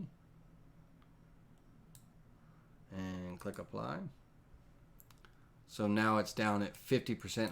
Oh, shoot. I'm sorry. Let me get back on the screen here. So now it's going, underneath my first model here. Okay, that's going to be the over. The first one's the over, second one's the under. But on my first model, the over, the 100% of that, my second one is going under 50% of it. So it's going halfway through. If I change this to, let's go 30%, click apply. Now I'm still 100% over. I haven't changed any of the top. So I'm like just forcing, not forcing, but I'm moving the bottom one, to create kind of that over under effect. But now I have the option of, on this one, I can, it's 100 to 200%. So if I change this to 130, this one to 30 and click apply, then what's happening is it's making this one raise up 100% of its height plus an additional 30%, to give it more height if need be. I don't need it to be, so I would just probably keep this at 100. Because if I, 200, right, you can almost imagine it's going to be double its size. So let's go ahead and, you can see, boom. See right there at the over, it swells it up like a big old anaconda with a rabbit in it. Just kidding. Let's get this back down to 100%. Now, add base. We're scaling the shape or we're adding base, right? So scaling the shape and adding base means that we're adding base to it. And we generally don't want to add base. Remember what we talked about, base height and shape height? We generally don't want to add base to it. So we're always most likely going to be scaling the shape. Oh gosh, I got to think up. Sorry, the shape and everything. Now, if this dome didn't have these two legs sticking down right here, we wouldn't have any base whatsoever. Let's click apply, and let me show you here what I mean by that. You see these straight edges and everything? That's where, I've got these two straight legs. What if I had, let's reset this back, and I had just a straight on arc. So let's close this tool for a second. Let me go into my drawing tools. If my cross section was literally just a straight on arc, no straight down legs and everything. If we come into this single rail sweep tool, we'll make this one the over and this one the under. So we'll click on this one first, this one second, and you don't have to weave. Like I said, without the weave on, it just merges them together. But we'll use that as our cross section, and let's grab just the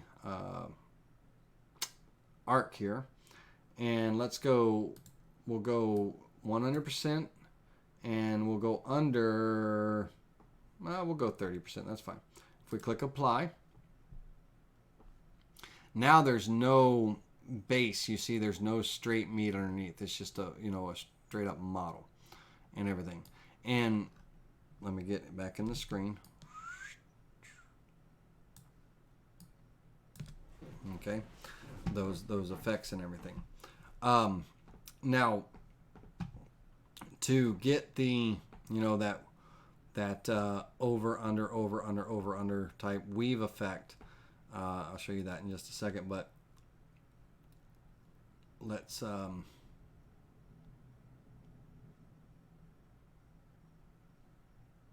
me change. Let's go back down to 10% here. That means I want it down. I want this to weave under, right, almost like it's like going right. Like it, the 10% looks like it's all, it's going underneath. Like it's going down under. I'm trying to get this where everybody can see it. Bear with me a second. Spin, you son of a gun. Spin.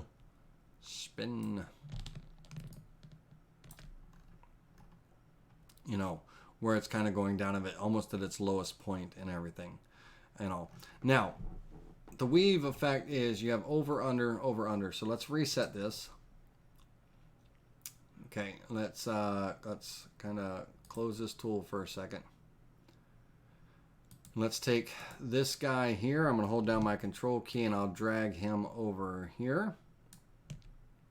Take this guy here and drag him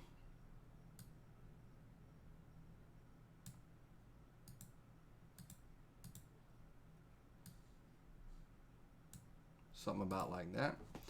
All right, so I want this to go over this one, under this one.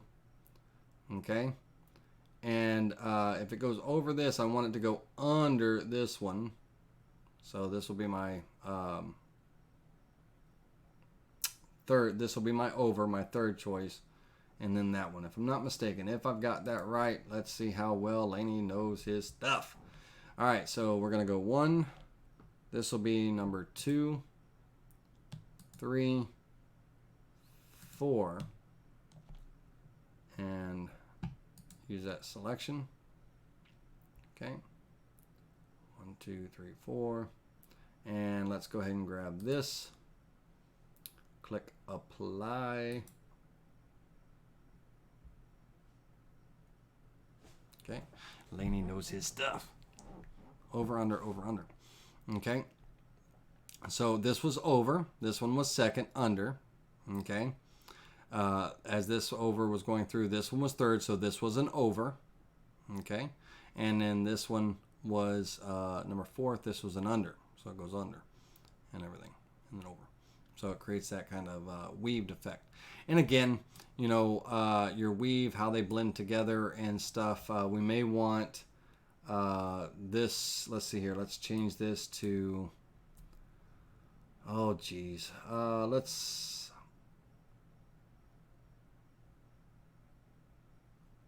give the. Let's go 125. Here, and let's build this up. Let's go 25%. Come on up there. Click apply. And kind of just build that up a little bit.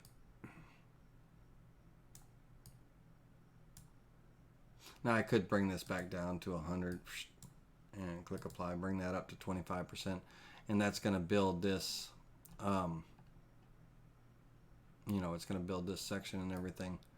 But that is, and of course, I'd probably do straight lines, right? A wiggly weave doesn't look quite right. Here, let's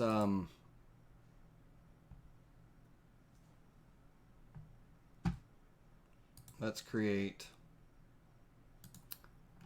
oh, right here in the middle. We'll do it. One straight line here. Space bar to finish. Take this guy right here, and we're going to hold down that control key. When we double click on him, that control key is going to give us a duplicate. Okay. Once again, we're going to take that duplicate and we're going to drag it again. Hold that control key to get that third duplicate here. Now I'm going to rotate this. The number 9 key is going to be a clockwise rotation, 45-degree increments. So hit it twice to get that 90-degree rotation. And now I'm going to hold down my control key once again and drag up a copy. Okay, not the shift key, the control key, Laney. All right. So let's kind of, let's move these in. Now, I'm not going to hold my control key this time. I'm just kind of moving things in a little bit. Okay. Good enough. Looks like we're playing tic-tac-toe together. Okay. So in the modeling, we're going to go into that single rail sweep, and we're going to go 1, 2, 3, 4.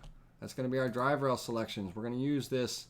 We'll use this arced profile here, and we'll go ahead and I'll go 25 and 100%. We'll use that weave there, use that cross section.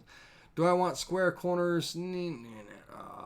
I'll show you what it looks like with both. Let's go ahead and click apply first without square corners. And okay, so now when we're looking at this, the weave doesn't look quite natural with that 25%, you know, being up so high and everything in here. So we would lower this down to, you know, around that, you know, 10, 11, 5, maybe somewhere around there. Let's get, we'll go with 11%. Click apply. We want to bring these down and everything. We may need to add a little bit of puffiness, like it is actually curving over, you know, that shape a little bit better. We may need to add a little bit of puffiness or something to the Z over to kind of give it a little bit of you know, realism, like it, you know, when it's hitting that, it's giving it some puffiness and stuff to create kind of that weave. We may, I don't think we'd ever need to add base. Let's click apply. I just want to see.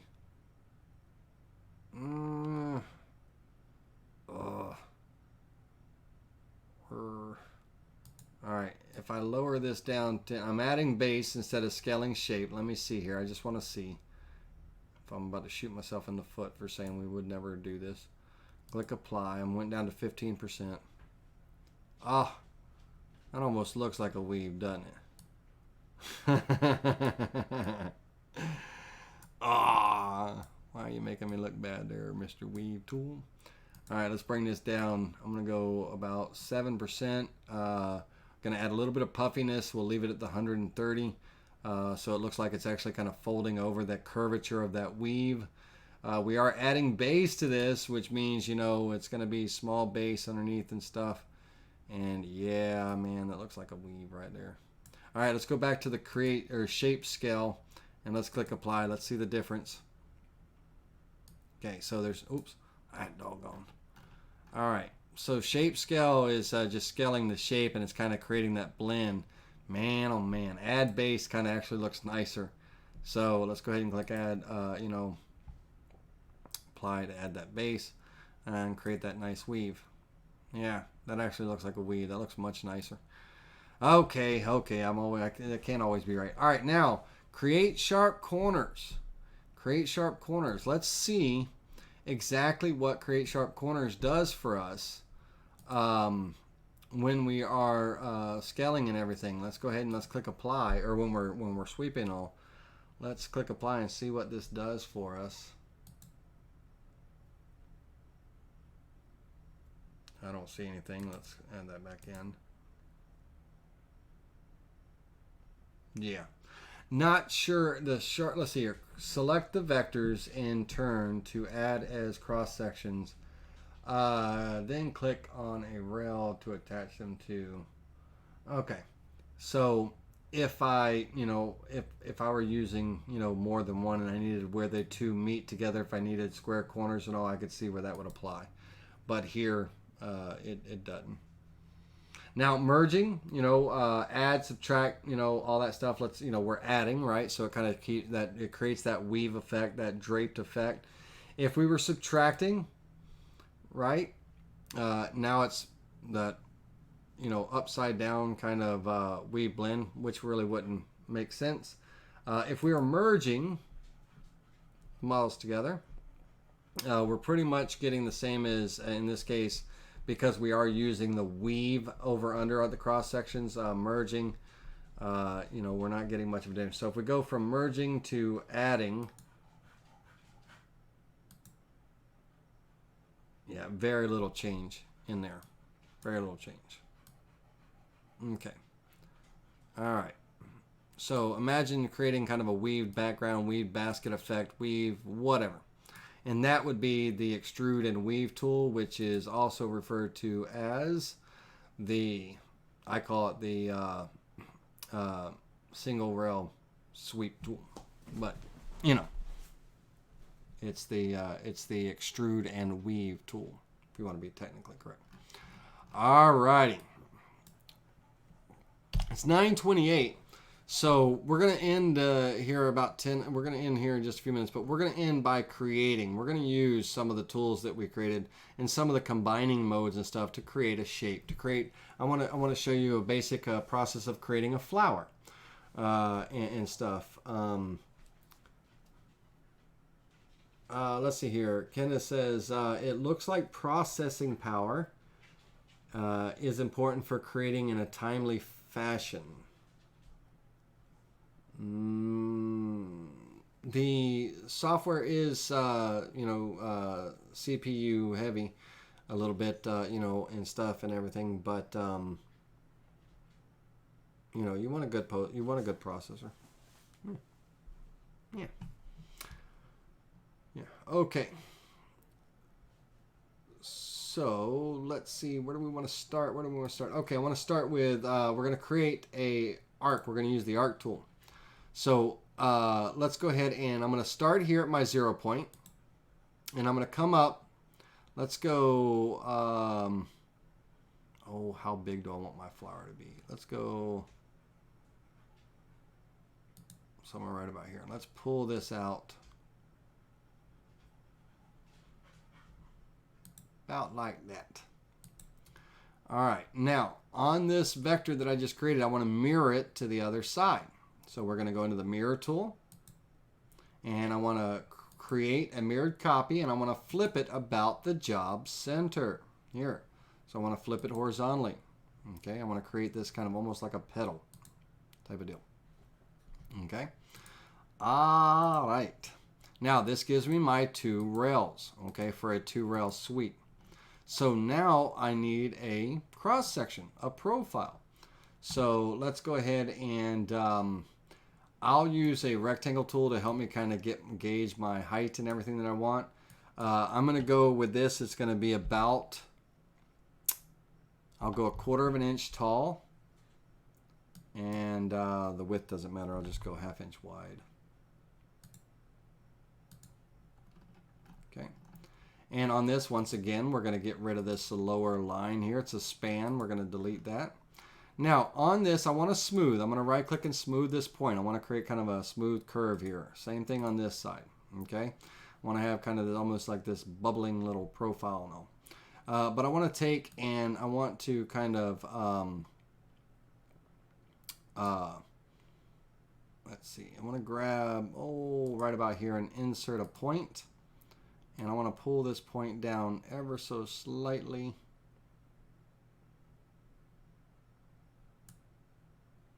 And let's kind of pull this one up. On this side, no flower is perfectly symmetrical on both sides or what have you, So I just want to kind of create this, profile here. Now, on this, it's a 1/4 inch tall. That means my petals, whatever gets created, is going to be a 1/4 inch tall, and things and stuff and all that, wonderful jazz and everything. So I might actually reduce that down. I'm going to come up here and I'm going to take and select this node. I'm going to hold down my shift key, select this node, and I'm going to hit the letter Y on my keyboard. This is up and down the Y axis to pull this node into alignment with that one. All right, this is going to be my little cross section, okay, my little profile for this floral kind of petal that I'm making. So let's get this screen into center view here. Bam. All right, so first things first, we're going to go into the 2-rail sweep tool. On the 2-rail sweep tool, I'm going to select my rails, 1, 2. That's going to be my drive rails, and then I'm going to have my profile, my cross section, and I want to sweep it between the 2 spans, and it's going to be an add, so we're going to click apply. Okay. All right. That's going to give me this little petal, flower, whatever, you know. Well, it's only a petal. It's not a flower yet. All right. So now that I have that petal and everything, we're going to go ahead and we're going to click close on this. Okay. Now I'm going to select that model. I'm going to select that actual model right there, and I'm actually going to use the circular copy tool. Okay, circular copy tool. And I want to go, my rotation center is 0, 0, the center of my board. That's this cross section lines right here. So my rotation center is going to be 0, 0. And I'm going to go around, how many times do I want to go around? 5, 4, 6. Oh, it's so hard to choose. Let's go 6 petals. No, let's go 6. All right, and we're going to click 6, and we're going to go a total angle around of 360 degrees, and we're going to click copy. Oh, look at that cutesy little thing. Okay. Now, with that, we're going to close that tool. Okay. Now I'm going to take and I'm going to my components here, unselect them all. This guy and this guy, you know, this little vector and everything, I'm kind of done with it. It can stay there because right now I'm just kind of working with my flowers and my petals. What I'm going to do with this one is I'm actually going to copy it, and I'm going to paste it, meaning I'm pasting a duplicate right on top of it. Okay. And what I'm going to do with this is my pivot point is this center. Okay. My pivot point is this center. And what I'd like to do is I would like to rotate this right to the middle.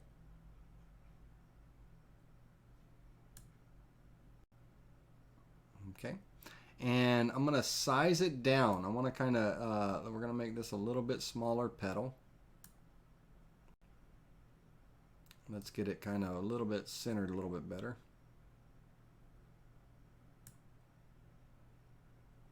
Good enough. Now, I want you to notice how this petal is interacting with these other models. Because this petal is set to an add mode, anything it's not merging, it's adding, it's bringing in these these shapes here where this petal where it interacts with the other petals. It's creating this kind of added section. It's kind of like adding and laying this petal up on top of this, and then it's going down to the bottom. And let's see if I can spin this around so you can see how that's doing. So this whole petal from side to side, how it's connecting, and it's in the add mode, it is coming in and it's connecting in here. Now on this petal right here that I've just created, this copy and stuff, if I come in, I'm going to drag it up to the top here for a moment, and if I took and I changed the combine mode to merge, then of course it would blend, right? I create that merge, and it's kind of blending in there. So basically it's kind of filling in that area. Now the green areas here are showing me or telling me that part of my model that's selected is hidden by the other model that's, you know, above it, basically, which is these petals and stuff. And now I have a choice here. One, I can go into the properties of this guy, and I could give him a little bit more shape height, make him a little bit more puffier at the top, you know. Let's say if I want to kind of bring him up a little bit in shape height to get him to kind of, you know, blend in, you know, a little bit better, or kind of, you know, combine with this a little more. I'd like to actually bring him down a little bit. I'm going to go, I think if I'm not mistaken, I'm going to go 0.23. Let it regenerate. And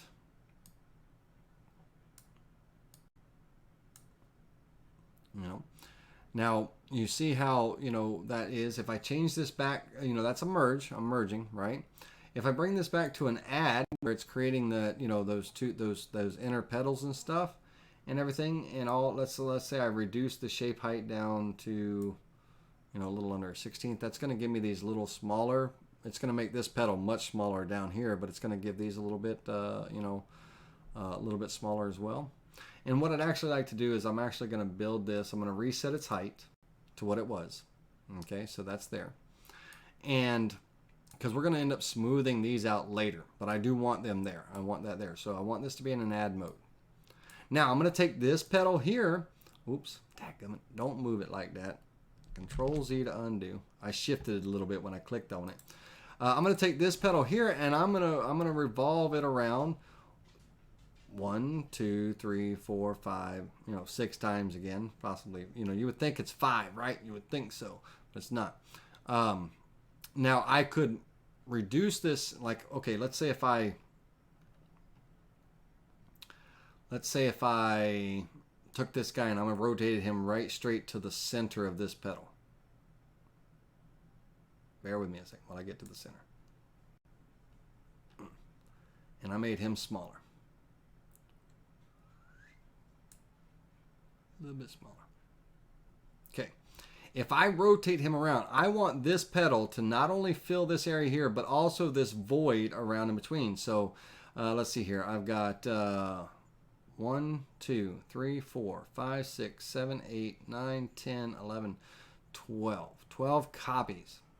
And if I do my math right, if I take that component, and if I'm not quite centered on this one yet, but that's okay. If I come around here, if I double this up to 12, and I come around, I want my rotation center to be 0, 0. You know, the center of 0. And let's make sure that, yeah, I'm still centered 0.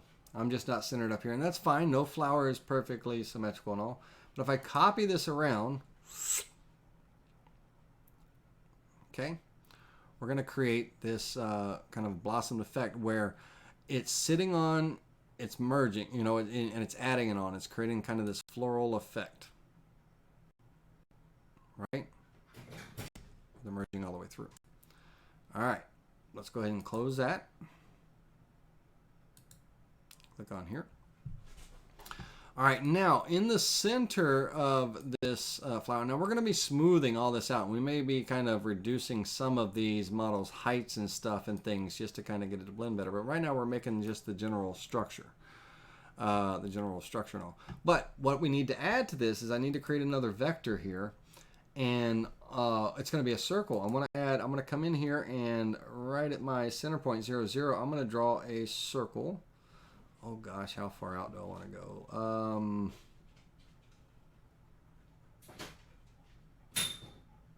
Let's go with a diameter of, oh, I don't want to go out too far. Let's go 3/4. Click a button. Okay. Now, this is where we're going to get into the Create Shape tool. Okay, Create Shape tool. Right, that we talked about. That was the very first tool that we talked about and everything. And so with the Create Shape tool, I want a angular, or not angular, but a curved profile. Okay, and I'd like it to be pretty much domed up as high as I could get it. So I'm gonna go with a 90 would be as high as I could get it, but I don't want to go up all the way. Let's go 80%, or 80 degrees, not percent. Degrees, folks, degrees. And again, I'm going to add this to this shape here and everything. And so we're going to click apply.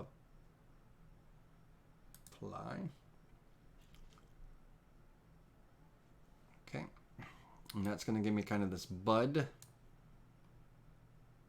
in the middle. And 80 might be it's a pretty big bud. And stuff. Let's merge. Let me see what happens if I merge this. I want it to merge.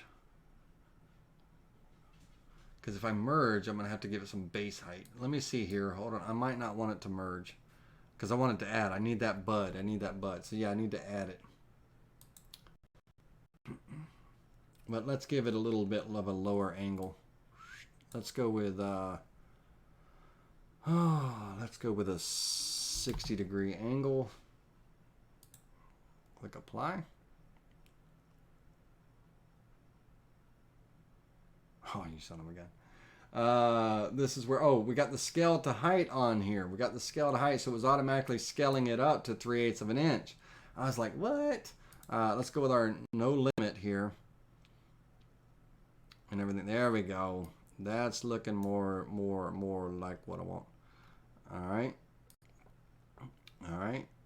So I'm getting kind of this Budweiser effect.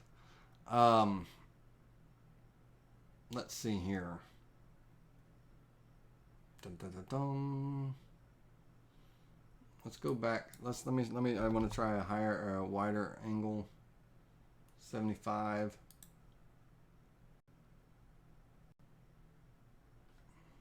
So really it kind of comes down to how much of a bud, how big do I want that bud to be in the middle? Because that's, you know, we got to keep in mind our overall shape height and everything. We got to, you know, keep in mind our overall shape height and stuff. So let's see here. I'm going to bring it down. I think 60 is going to be the number. I'm going to bring it down to 30-degree angle and see. That's going to be a very shallow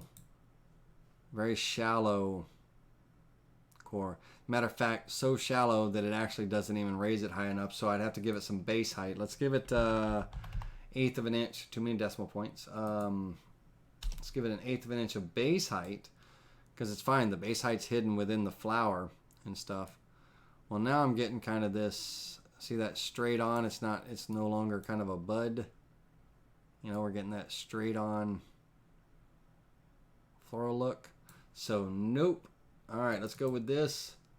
Let's go with, we'll go 60. Click apply. Get that bud built back up. Okay. So, now somebody was talking about a candle holder type floaty thing, what have you. Well, if I reset that circular shape, if I made that circular shape a little wider, something like a votive candle, the size of a votive candle, if I came in and this would be a flat profile, and I would give it a depth of, I don't know, 1/8 of an inch. Doggone, too many decimal points. Hold on a minute. And I would actually subtract that nah.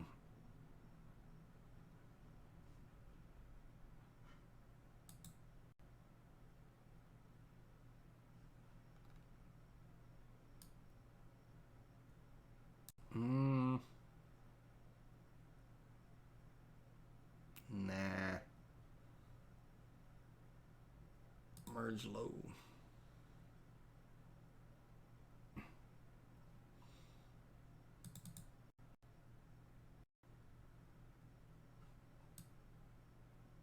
And then we'd have to give it some base height to build it back up, because I don't want it down that low.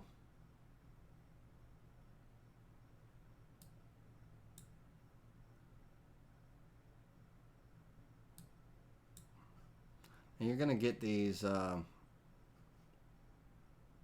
of star shapes in there. But you could, you can make it where it has some kind of holder or something, But that's not what we're doing.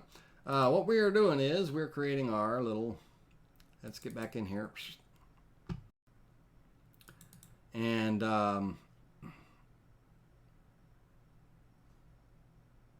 let's go with our round shape. Oh, that's a big old bubble. Oh, that was the wrong side. That was our.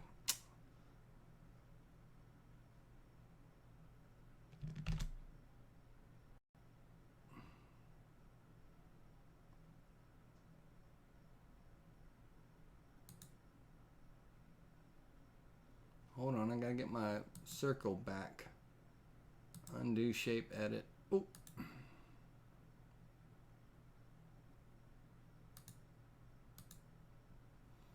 Okay, let me get this back down to size where I want it. I think we were going with a 3/4 inch diameter. Let's close this tool. Close that tool for a minute so I can get back to my size tool.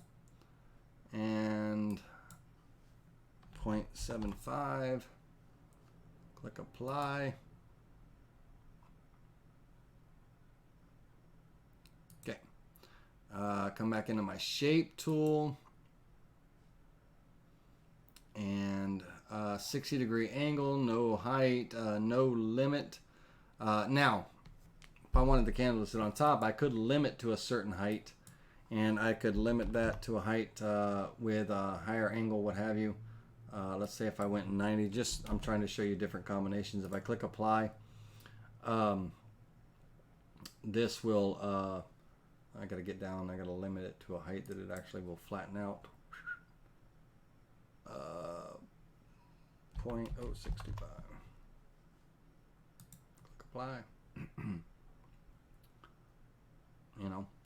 All kinds of different things that we could do. Different ways we could create that shape or whatever the case may be. But I don't want to limit it. I want that kind of almost like it's a bud about to open up. There we go. The thing of it is, I could reduce the base height. Actually, take away height, which means kind of it'll suck it down into the model a bit. Now I'd have to, this is where sculpting and stuff would come in. I'd have to do some smoothing.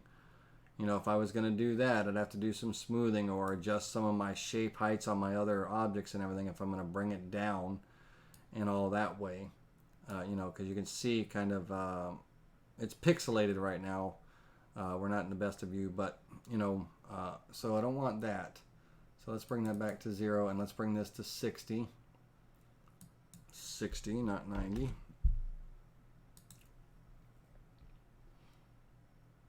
Okay, so start a new component means I'm moving on to the next component.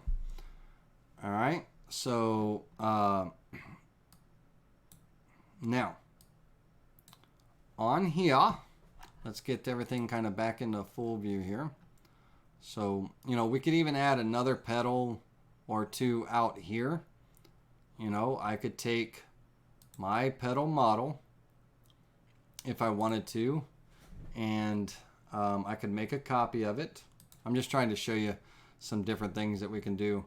Let's take that petal model and let's make a copy of it. Right click and copy. Right click and paste. Now the pasted copy is the one that's selected. So I could actually kind of, we could make it bigger. Not much bigger, maybe like that. And we could take and rotate that one because I'm still pivoting, right? I'm still pivoting, so I could kind of divide and conquer. Let's go a little bit.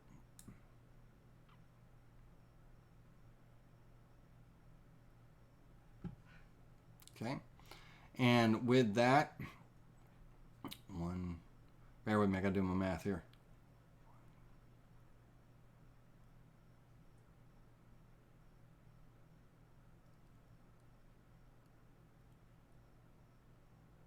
Could try 12 copy if I want.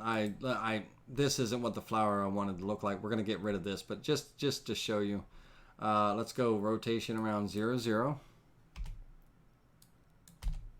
and 12 copies again. And let's bring them around. Now they should divide. Bam. Yeah, they should divide in there like so. Okay. Now, you know, how these, you know, it all depends on what we're going here. I don't, you know, you probably don't see a flower with that many blooms and stuff in. But, you know, now that we've done that and everything on those selected models, you know, we could actually have them merge instead of like all of these guys here. You know, we could change them to a merge so they blend in a little bit more subtly, type of deal.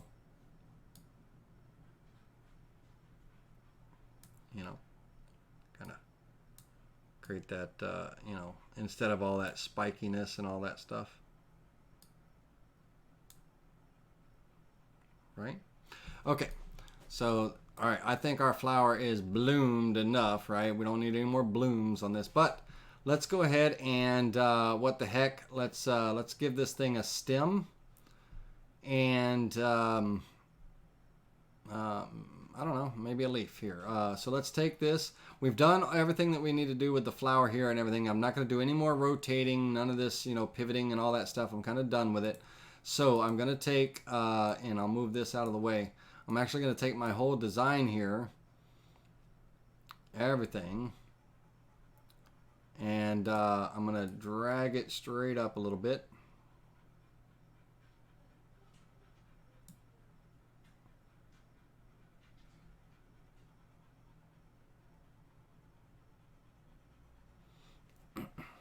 Okay. All right. Now, on our stem, we're going to be wrapping up here with some questions in a minute. Lotus, right? Yeah. It could be a lotus. Whatever you want to, whatever you'd want to call it. And yeah, the screen is going to lag because I've got a lot of models going on here right now, so it's super high CPU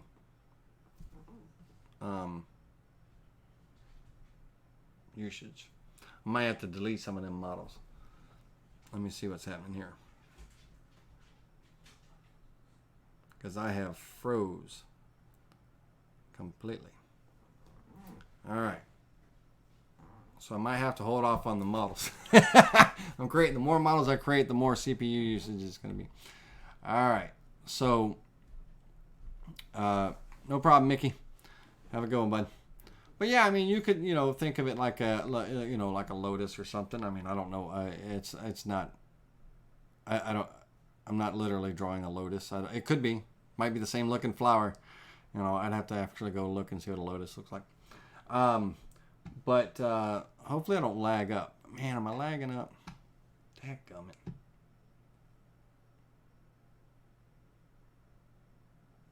Okay. It might not. It might not be so CPU heavy now. We'll see if we get caught up and stuff. But, all right, on the stem, I'm going to just do a rectangle.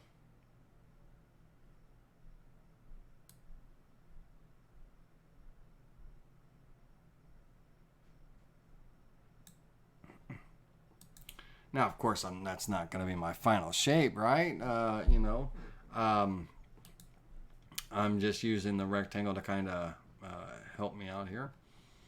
And I could have used the curve tool. I could, you know, a lot of different things and all that. But I'm actually just going to go into node editing, and hopefully we don't get caught up. You guys keep me honest. Let me know if things start lagging really bad for us, and then if so, I will I'll delete some of the petals, some of the models. I don't know. It shouldn't be too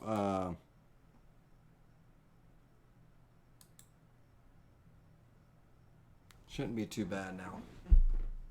Let me know. Let me know. Because it looks like I've, on my screen, it looks like I've froze completely. My mouse isn't moving, nothing's moving. And all. So let me know. Oh, that one did freeze up quite a bit. So let's see if you guys caught any of that stuff. It looked like there was a lot lost in that and everything when it was generating. Dadgummit.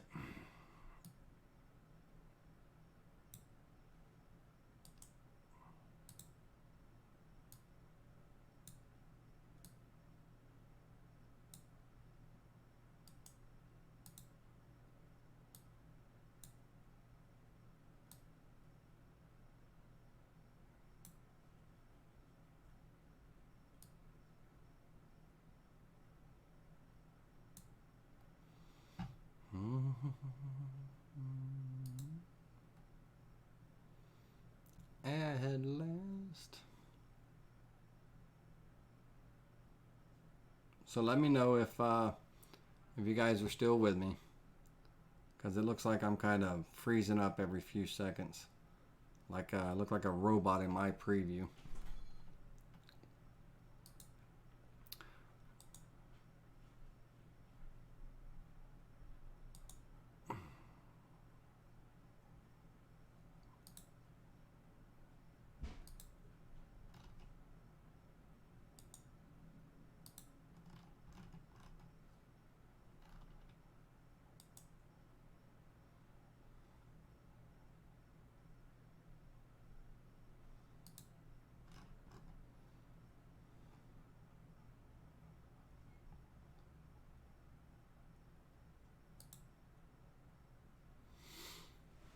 At last.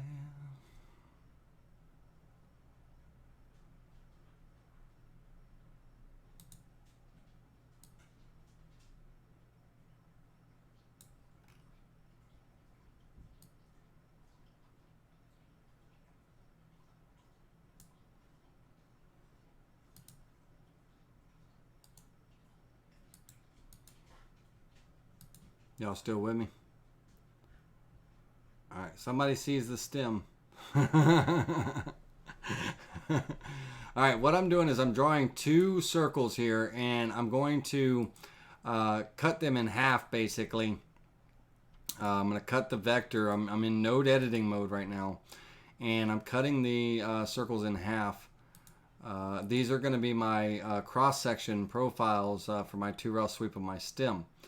And so I'm going to cut the vector here, and on this side I'm going to cut the vector, and I'm just going to basically be deleting these lower halves. You know, I'm going to create this cross section, and I want this cross section to basically start out at one width and height and everything, and transition into another width and height, a little bit smaller. Okay. That's what we talked about with the 2-rail sweep tool and everything. So these are going to be my two profiles that I'm going to be using.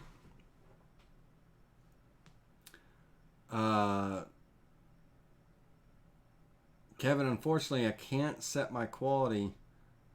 I can't set it back. I'm already at 72p. If I go out to 48p, it might, I don't know, might be moving along. Who knows? All right. Okay. Now, so I've got my 2-rail sweep, and basically I actually need to, I need to really extend these out. So bear with me a second. Let me grab this and this, and let's pull that up.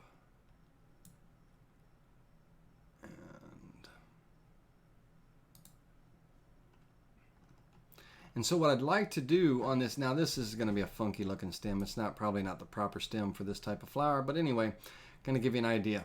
I want on the stem, when it starts creating and everything, I want it to transition from this wider part down at the bottom to this smaller part, you know, in the top and everything. I want it to kind of, transition, you know, just like we did a moment ago. Yep, Ronnie, have a great one.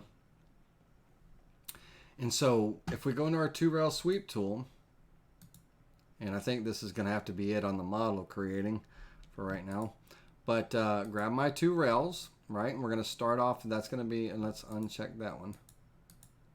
All right, these 2 rails are going to be the cross sections.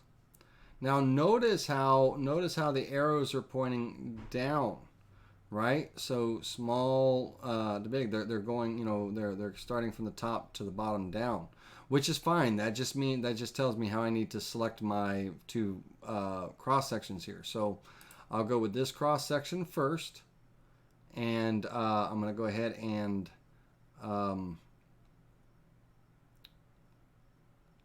let's sweep between the spans and click apply. Okay.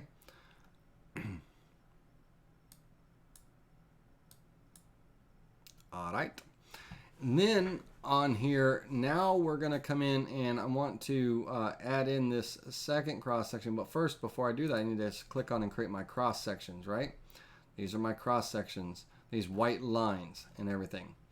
And now on this rail, I'd like it to start getting more height, more depth and all, right about here. And I'd like it to continue on down to here. So if we apply this, oh, I should have zoomed out before I did that.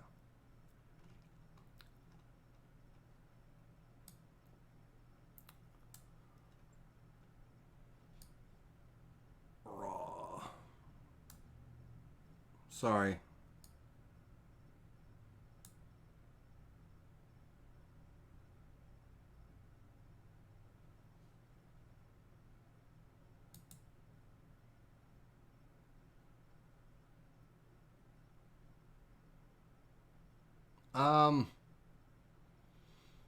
Yeah, I'm already kind of in a standard view right now, and everything. I could turn down my quality, but it would be even more pixelated than it is right now. But yeah, Kevin, I get exactly what you're saying about that. Now, we're going to be fading this out. So we don't have it running right in the middle of our flower like that, right? We don't want it. We want it to kind of start disappearing here, be gone, and everything. I'm going to show you about tilt and fade here in a second. But, oh.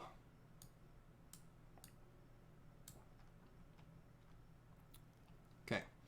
On this cross section here,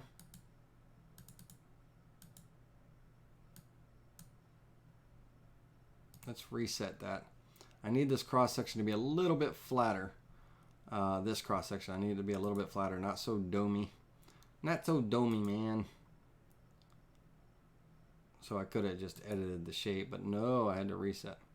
All right, so I want this to be just a little bit flatter. And then I want it to start puffing up as it gets out to this other one. All right, one more time. We're gonna go into our 2-rail sweep tool. I don't know why I closed it, but anyway. Our 2-rail sweep tool, we're gonna use those as our cross sections, and because my arrows are pointing down, going from the upper part of the stem out, then this is going to be my first cross section, the lower one, the little one. And I'm going to click apply. Okay. So I've got kind of this little flat, low profile scaling there. Now I want to click on my drive rails to create my cross sections, and right about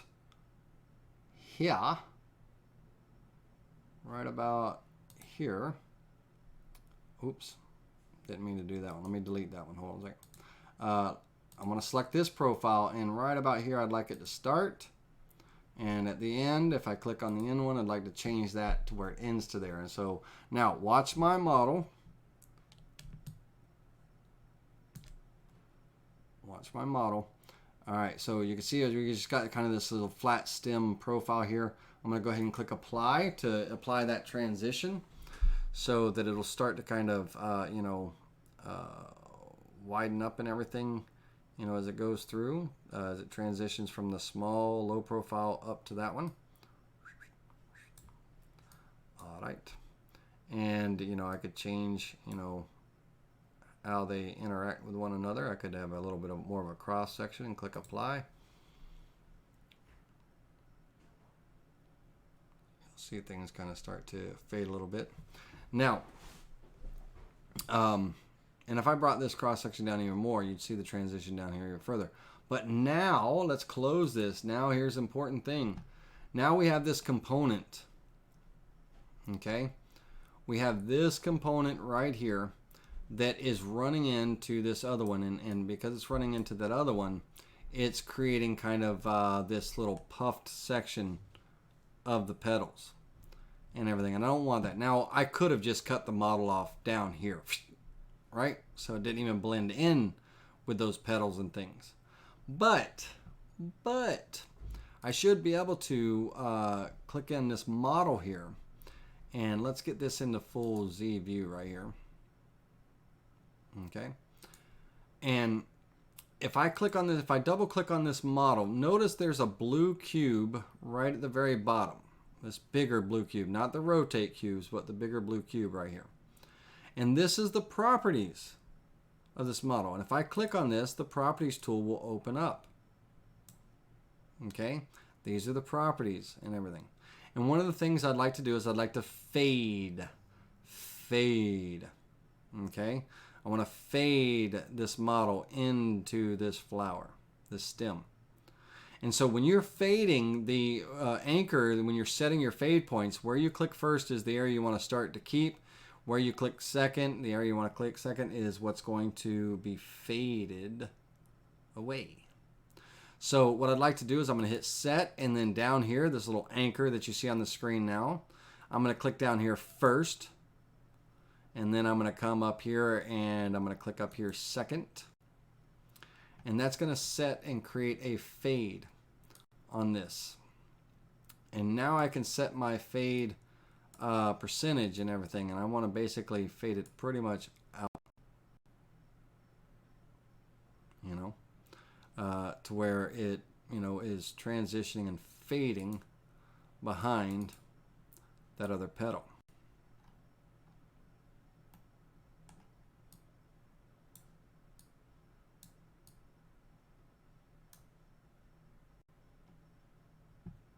Okay. Now,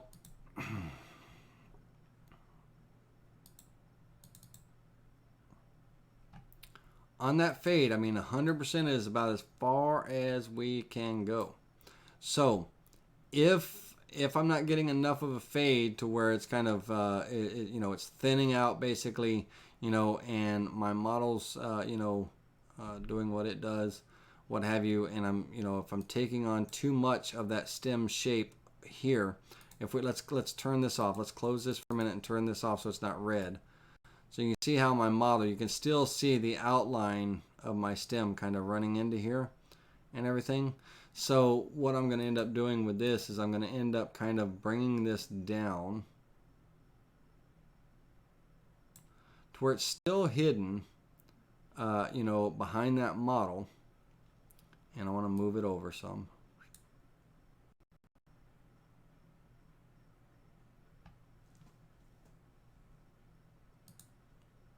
Okay.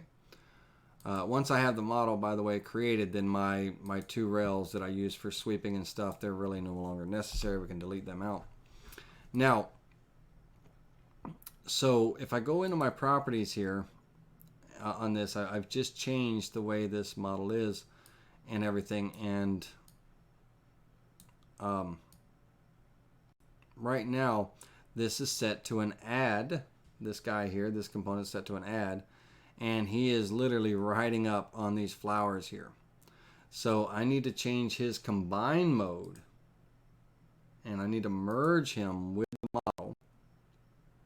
Okay, so that way he basically disappears and he blends in and everything. He's being merged, and I can, you know, I can start to build this up. Because he's merging, you know, we're not going to see any deformation into, you know, oops, that was too much. Hold on a second. We're not going to see, oops, hold on, because he's merging, bringing him right to the center and everything. We're not going to see any deformation. That green is showing me that the model is being held in. But now if we look, now there's, let's get into a full-on, straight-on view here. Okay. So, and I don't know. Y'all tell me what you think about that center area there. A little much, or is it okay? Yes, Tippy, that's exactly what we're going to do, is we're going to merge to vanish. And so now we're merging. So I got this transition. I'm widening and it's thinning out as it gets behind this flower and everything. It's getting much fatter down here. But it's thinning out, flattening out a little bit as it goes behind and merges into this model of this flower and stuff and everything. And we may want to change some of the combined properties of these upper petals and things and stuff. So, you know, you guys tell me. I don't know. Well, we're not going to spend a whole lot of time on it. I just want to kind of create that. And now I want to go ahead and one last thing. Let's blend in a little, I don't know, a little leaf petal. Here, a little leaf. And so, real quick, we'll do this really quick. I'm going to come in and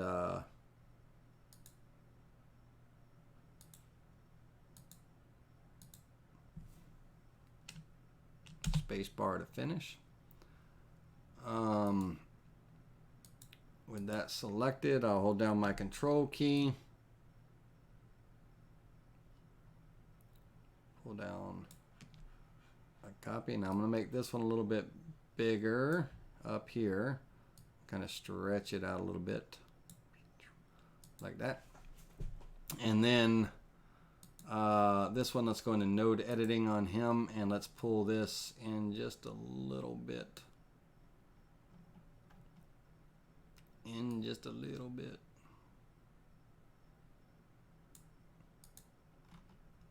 Okay. And got to create my leaf.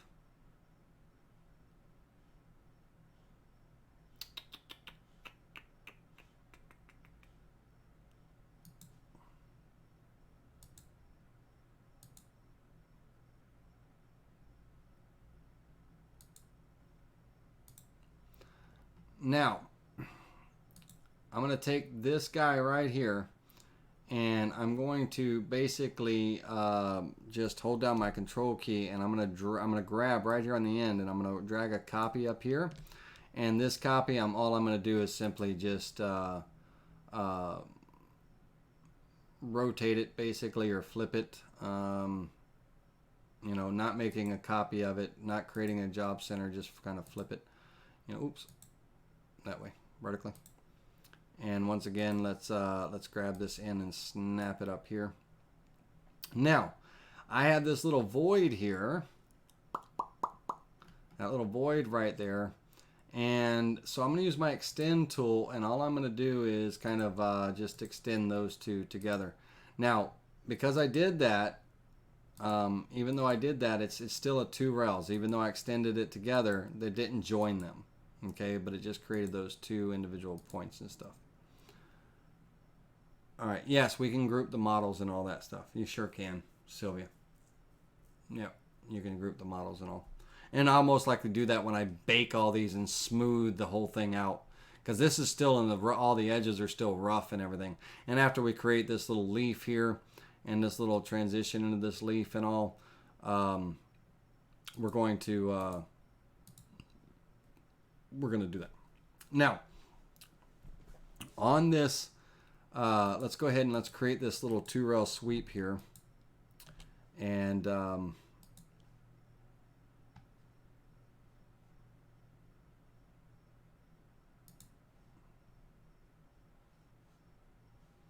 use those cross sections. And then I'm going to go with just the low profile here, and I'm going to scale it. I'm going to scale it with the width, you know. I'm going to scale it with the width and everything. So let's click apply. Okay. So that way it creates kind of that little curvature, and, you know, it changes the width, narrow, wide, and all that stuff. Now, this is going to be a merge. It's going to be a merge. Okay. And the height is a little high. The shape height's a little high. I want it to merge a little bit lower than that. So I could change that here, or I could change that in the properties, and I'm going to change it in the properties. So I'm going to go ahead and click on close for a minute, and I'm going to go into the properties of this latest component,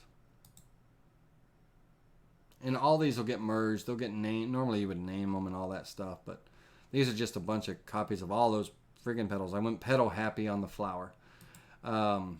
But we're going to change, and we're going to reduce the shape height slightly till it kind of blends. There we go. Nice. So it looks like it's coming out of the stem, you know. So it looks like it's coming out of the stem and everything. All right, now on the leaf here, let's close our properties. Always close your tool when you're done. I'd like to have a similar profile, but I don't want it to be the same as the petals, right? Because the petals and the leaves would never look alike. And plus, my little model here is actually going to blend right into this leaf a little bit more. I'll show you that in a moment. But I'm going to take this profile, and I'm just going to kind of stretch it out a little bit. And I'm going to make it a little bit sharper on the edges, not rounded. I don't want them rounded. I want sharp edges and all. So I'm going to go into node editing, and I'm going to basically take this here, and I'm going to turn this back into a line. I am going to kind of come out at a little bit of angle there. Same here over here. I'm going to take this vector right here and turn that into a line, and I'm going to pull this over a little tighter and all. So we have kind of all the, almost like this, you know, little sharp profile here coming down and everything. Now I am going to reduce the height on this a little bit on both sides, just bringing it up to that middle point and everything. And now on my 2-rail sweep, this guy here and this guy here, 2-rail sweep, use them as selections. All right, notice how they're going in different directions. Can't have that. Can't have that. So we need to right click on this rail and reverse the rail. Okay, so they're going in the same direction. All right, you know, we could reverse the rail this way, you know, so they're coming from this direction out, which I prefer. All right, so those are going to be my drive rails. This is going to be my profile, and I'm going to scale this with the width so that it'll scale it appropriately and everything, and sweep it between those two spans. And I'm going to click apply.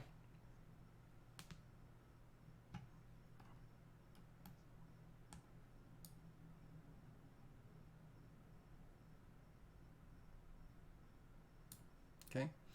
I'm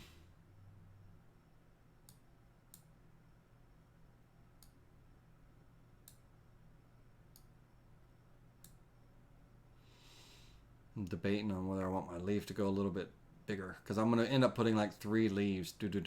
Nah, it's good. All right, now on this model here, these stems and all, normally that stem would run right up the center of that leaf and everything. So what I'm going to do is I'm going to actually come back into this model that I created a moment ago. Let's close this tool. This model that I created a moment ago of the stem, and I'm actually going to get rid of that. I kind of jumped the gun on that one a little bit. I'm gonna hit delete. We'll make it back here in a second, but I need these two guys right here. I need to go into node editing, and I need to kind of bring him in, curve around like that. This one too. I'm gonna bring him in. I'm gonna bring him kind of tight up here. Curve him in.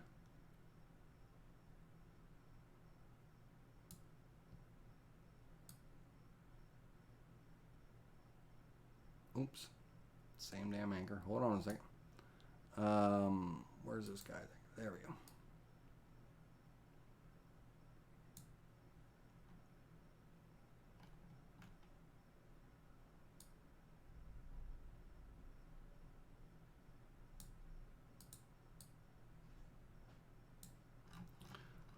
All right.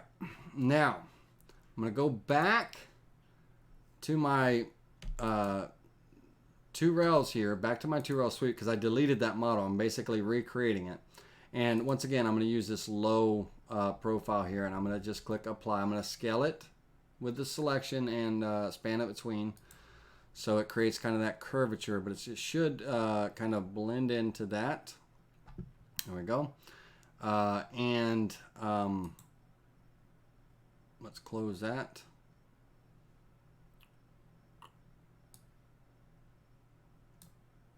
Funkified.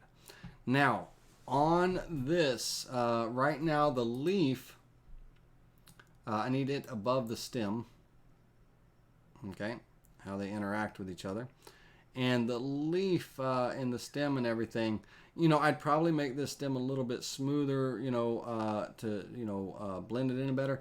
And this is the last thing I'm going to show.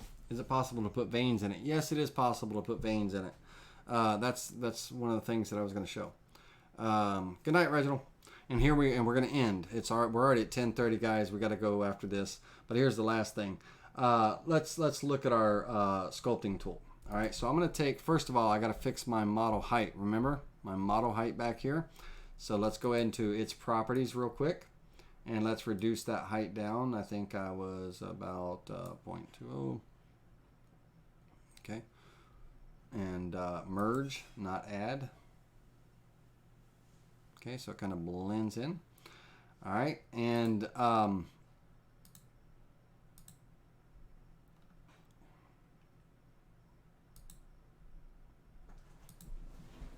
okay, now I'm going to take both of these models right here. I'm going to select both of them, and I'm going to actually kind of bake them two together as one.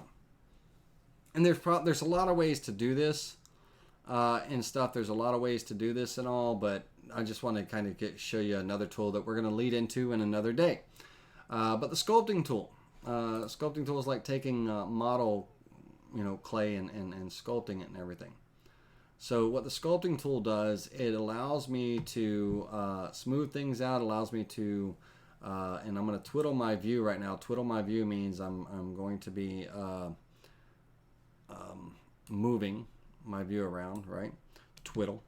So I'm going to hold down my control key and I'm going to pull this up and everything because I want to focus on this area right here.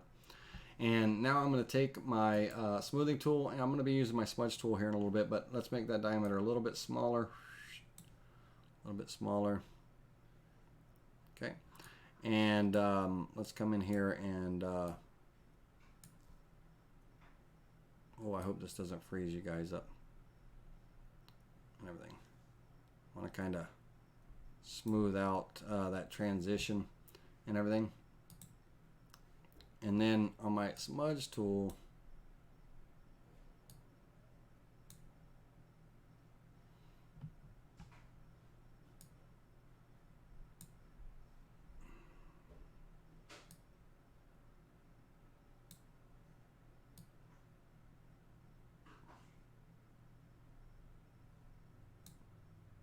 just kind of smudging this vein in small places to look you know, like it's kind of growing into what y'all were talking about, kind of the veins and everything.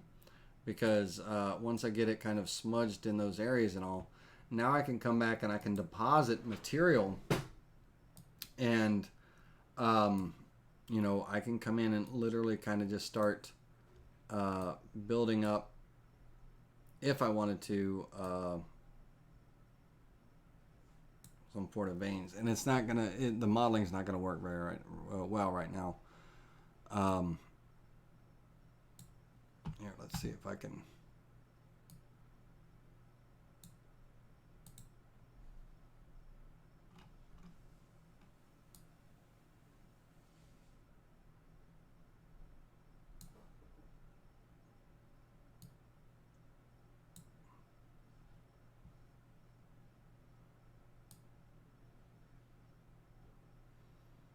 And it's probably just as easy to draw the veins in and everything, but I want to kind of build up.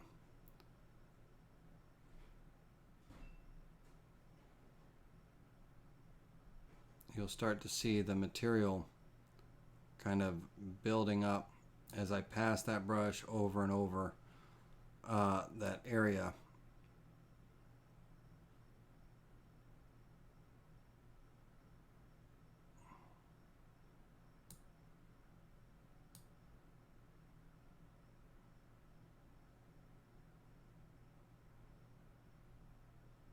And it's really hard to see even right now. Let me see if I can show you in a bigger view what we're doing here. Imagine that, you know, what I'm doing basically is I'm adding material, right? Which we don't want to do that. We want to undo what I just did there. But, you know, I'm adding material to that that model area and stuff. So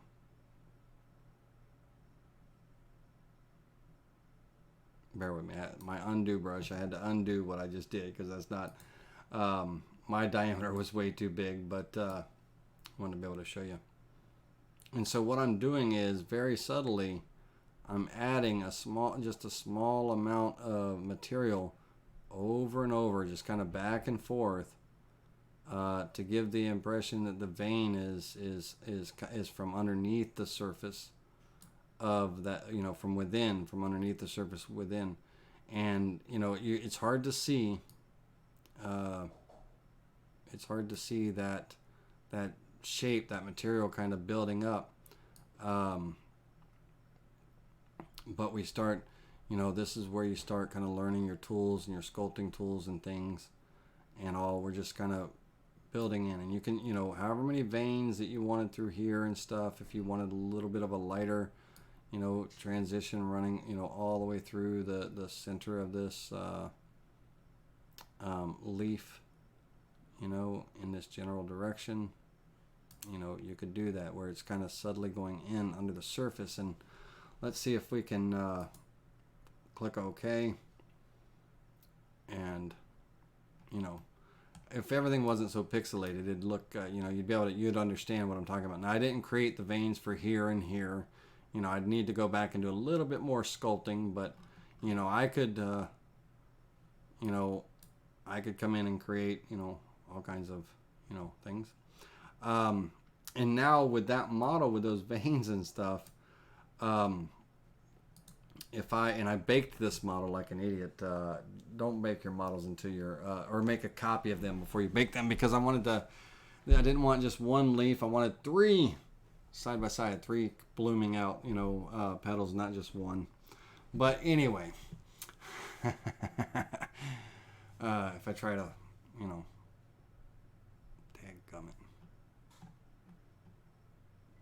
All right, so I'm going to undo the sculpting for right now. I'll come back and sculpt that leaf in. I'm going to undo the sculpting, and I'm going to undo the baking of those 2 components. Hopefully it don't freeze up. Okay, good. And I'm going to take on this guy here, I'm going to make a copy. Control C, Control V, or right click and copy, right click and paste, either one. Now I'm going to rotate this part, and this is the rotation point right here, and I'm going to drag it down to right. Yeah. Okay. I'm going to drag it down to right there because I want to rotate this copy. I want to pivot off that point.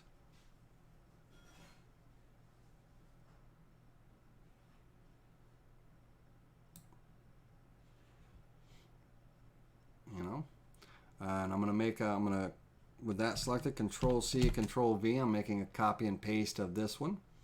And with that pivot point still in the same area, I'm going to drag this down.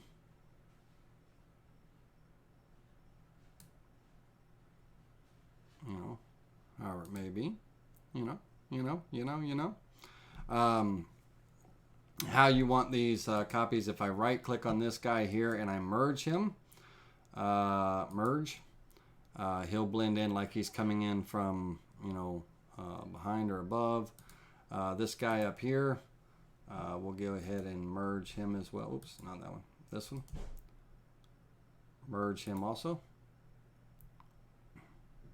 Okay, so it's like, you know, they're coming kind of in behind those petals. This guy here, we'll give him a little bit of base height. Open up his properties, give him a little bit of base height. We'll go small amount, 0.625.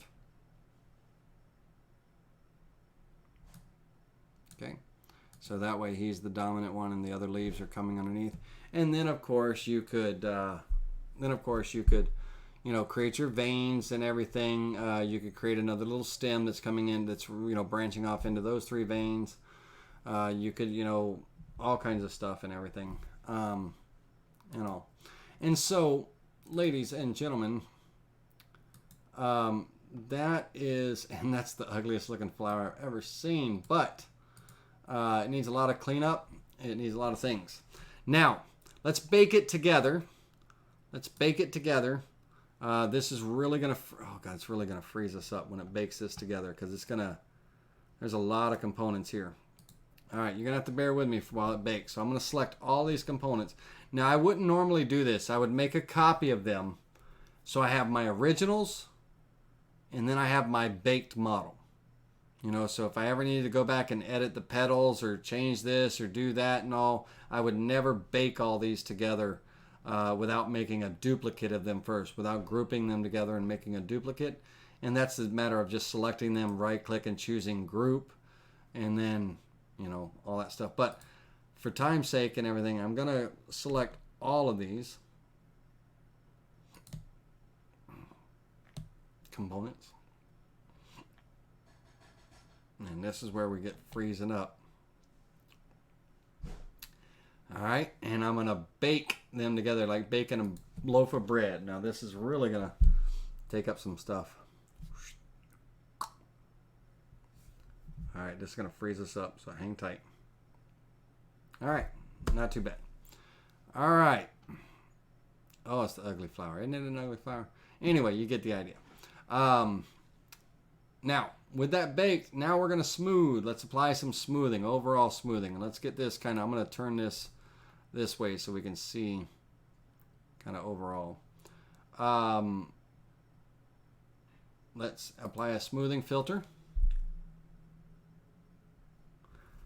All right.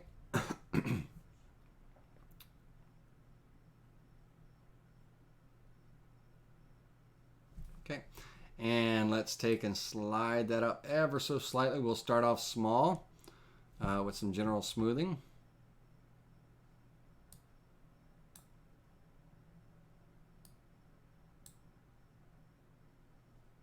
Okay. Let's see here. If we go too much, right? So as you see, we lose some of the details, some of the things and all that stuff, which isn't too shabby and everything, but I'm going to back it off just a little bit.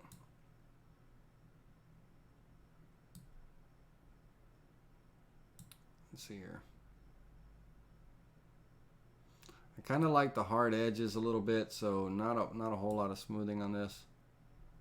Just, I may do a little bit of sculpting and smoothing, running my brush. And that's what the sculpting tool is for. You can go over there and actually kind of touch up some of the areas without too much of it. Let me see here. I'll build it up a little bit more.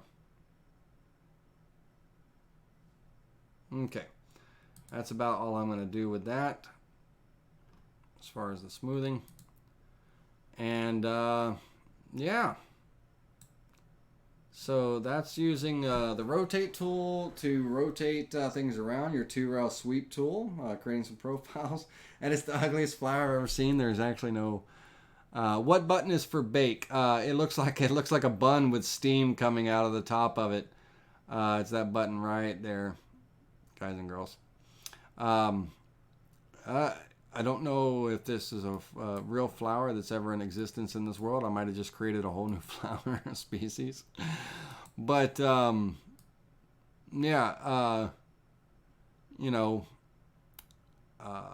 that is that's a very simple kind of form of modeling and stuff. And of course, there's much more that we can do with the model tools. We only looked at just the create shape tool and the 2-rail sweep.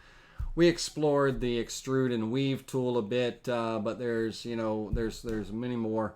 we will come and do this again at another time. Now, next week we're going to be doing back to basics for, just simple throughout all the software, some basic things to understand about your Vectric software and all. But I wanted to do a little bit of modeling with you, going to give you a little bit of a taste of what it's all about. And hopefully you were able to just think it's cool, be able to pick something up from it. If you do have Aspire, maybe give you kind of an incentive to play around with it a bit, and just kind of create, and stuff, and have some fun with it and all. You know what I mean? Not the prettiest flower and all, but if we took that model and we duplicated it and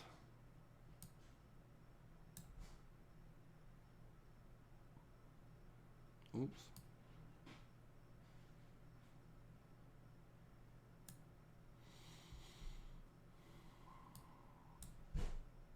Now, you would want them to merge together. If you were going to do something like that, it would be a merge and a merge. You'd want them to merge. And then you would give one flower either a tilt or a little bit of base height so it stands above the other type of deal.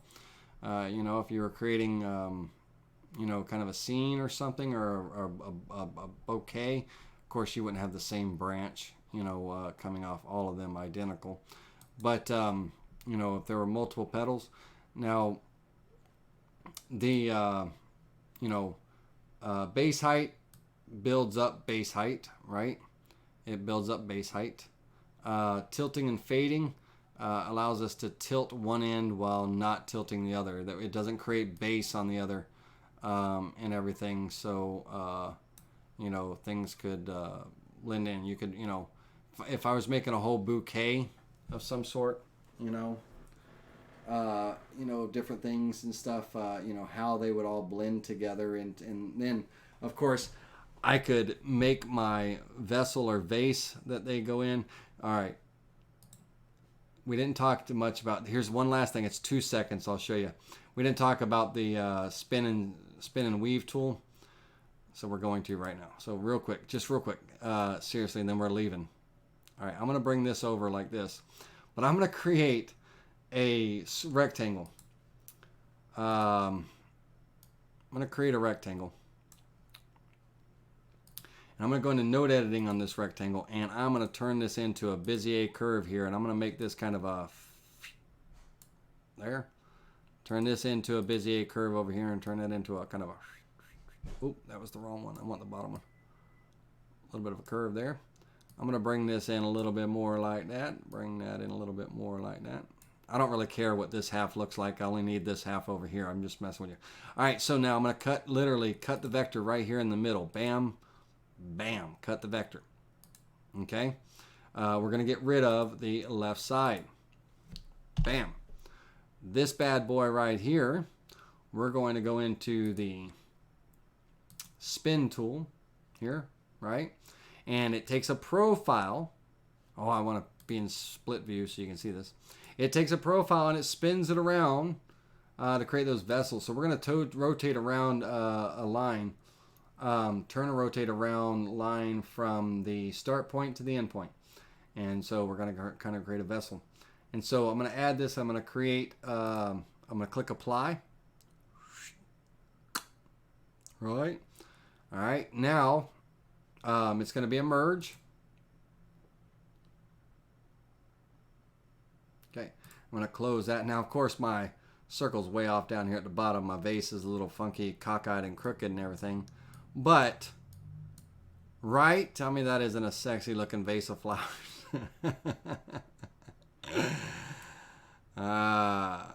So the turn and spin tool is a way to create vessels. And, if it was a two-sided job, I could create a 360 degree around vessel and all. But this was just kind of a vase, All right. We'll talk more about those tools and stuff and create some, neat little designs and all. But just wanted to give you something to think about. Now, of course, if my dome here on this edge was a little bit narrower than my height, how, you know, wide this thing was when it was created would be, you know, smaller, narrower and everything. Yeah. So that's how you make vessels and stuff and all that. You know. And that's just one of the two tools. This is for vessels and plates and all that stuff. All right, ladies and gentlemen, I want to thank you very much for sticking with me all these hours. We're down to just a few of you. And if I go into my front shot, it'll tell me exactly how many of you are with me here.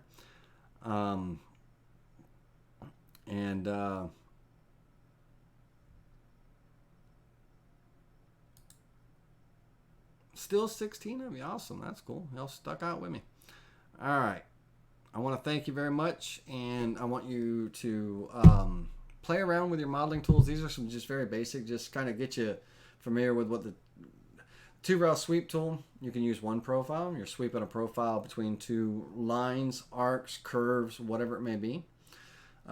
You can use different profiles to create different transitions in that two-rail sweep, which is pretty cool. Your create shape tool is your modeling tool to create, you know, shapes, curved, angled shapes, or flat shapes from your vectors. Play around with those. And letters too, like your text. If you were writing text and you wanted to extrude your text, that would be the create shape tool you would be using. And then with this, we used a combination of the two-rail sweep. We mirrored it around, you know, that model around a bunch of times and stuff to create all these petals and things. We added them, we merged them, and all this stuff to create those individual shapes, and our leaves and stuff, and also play around with that, have some fun with it, give it a shot, see what you think. And until next time, I'll see you soon. Bye now.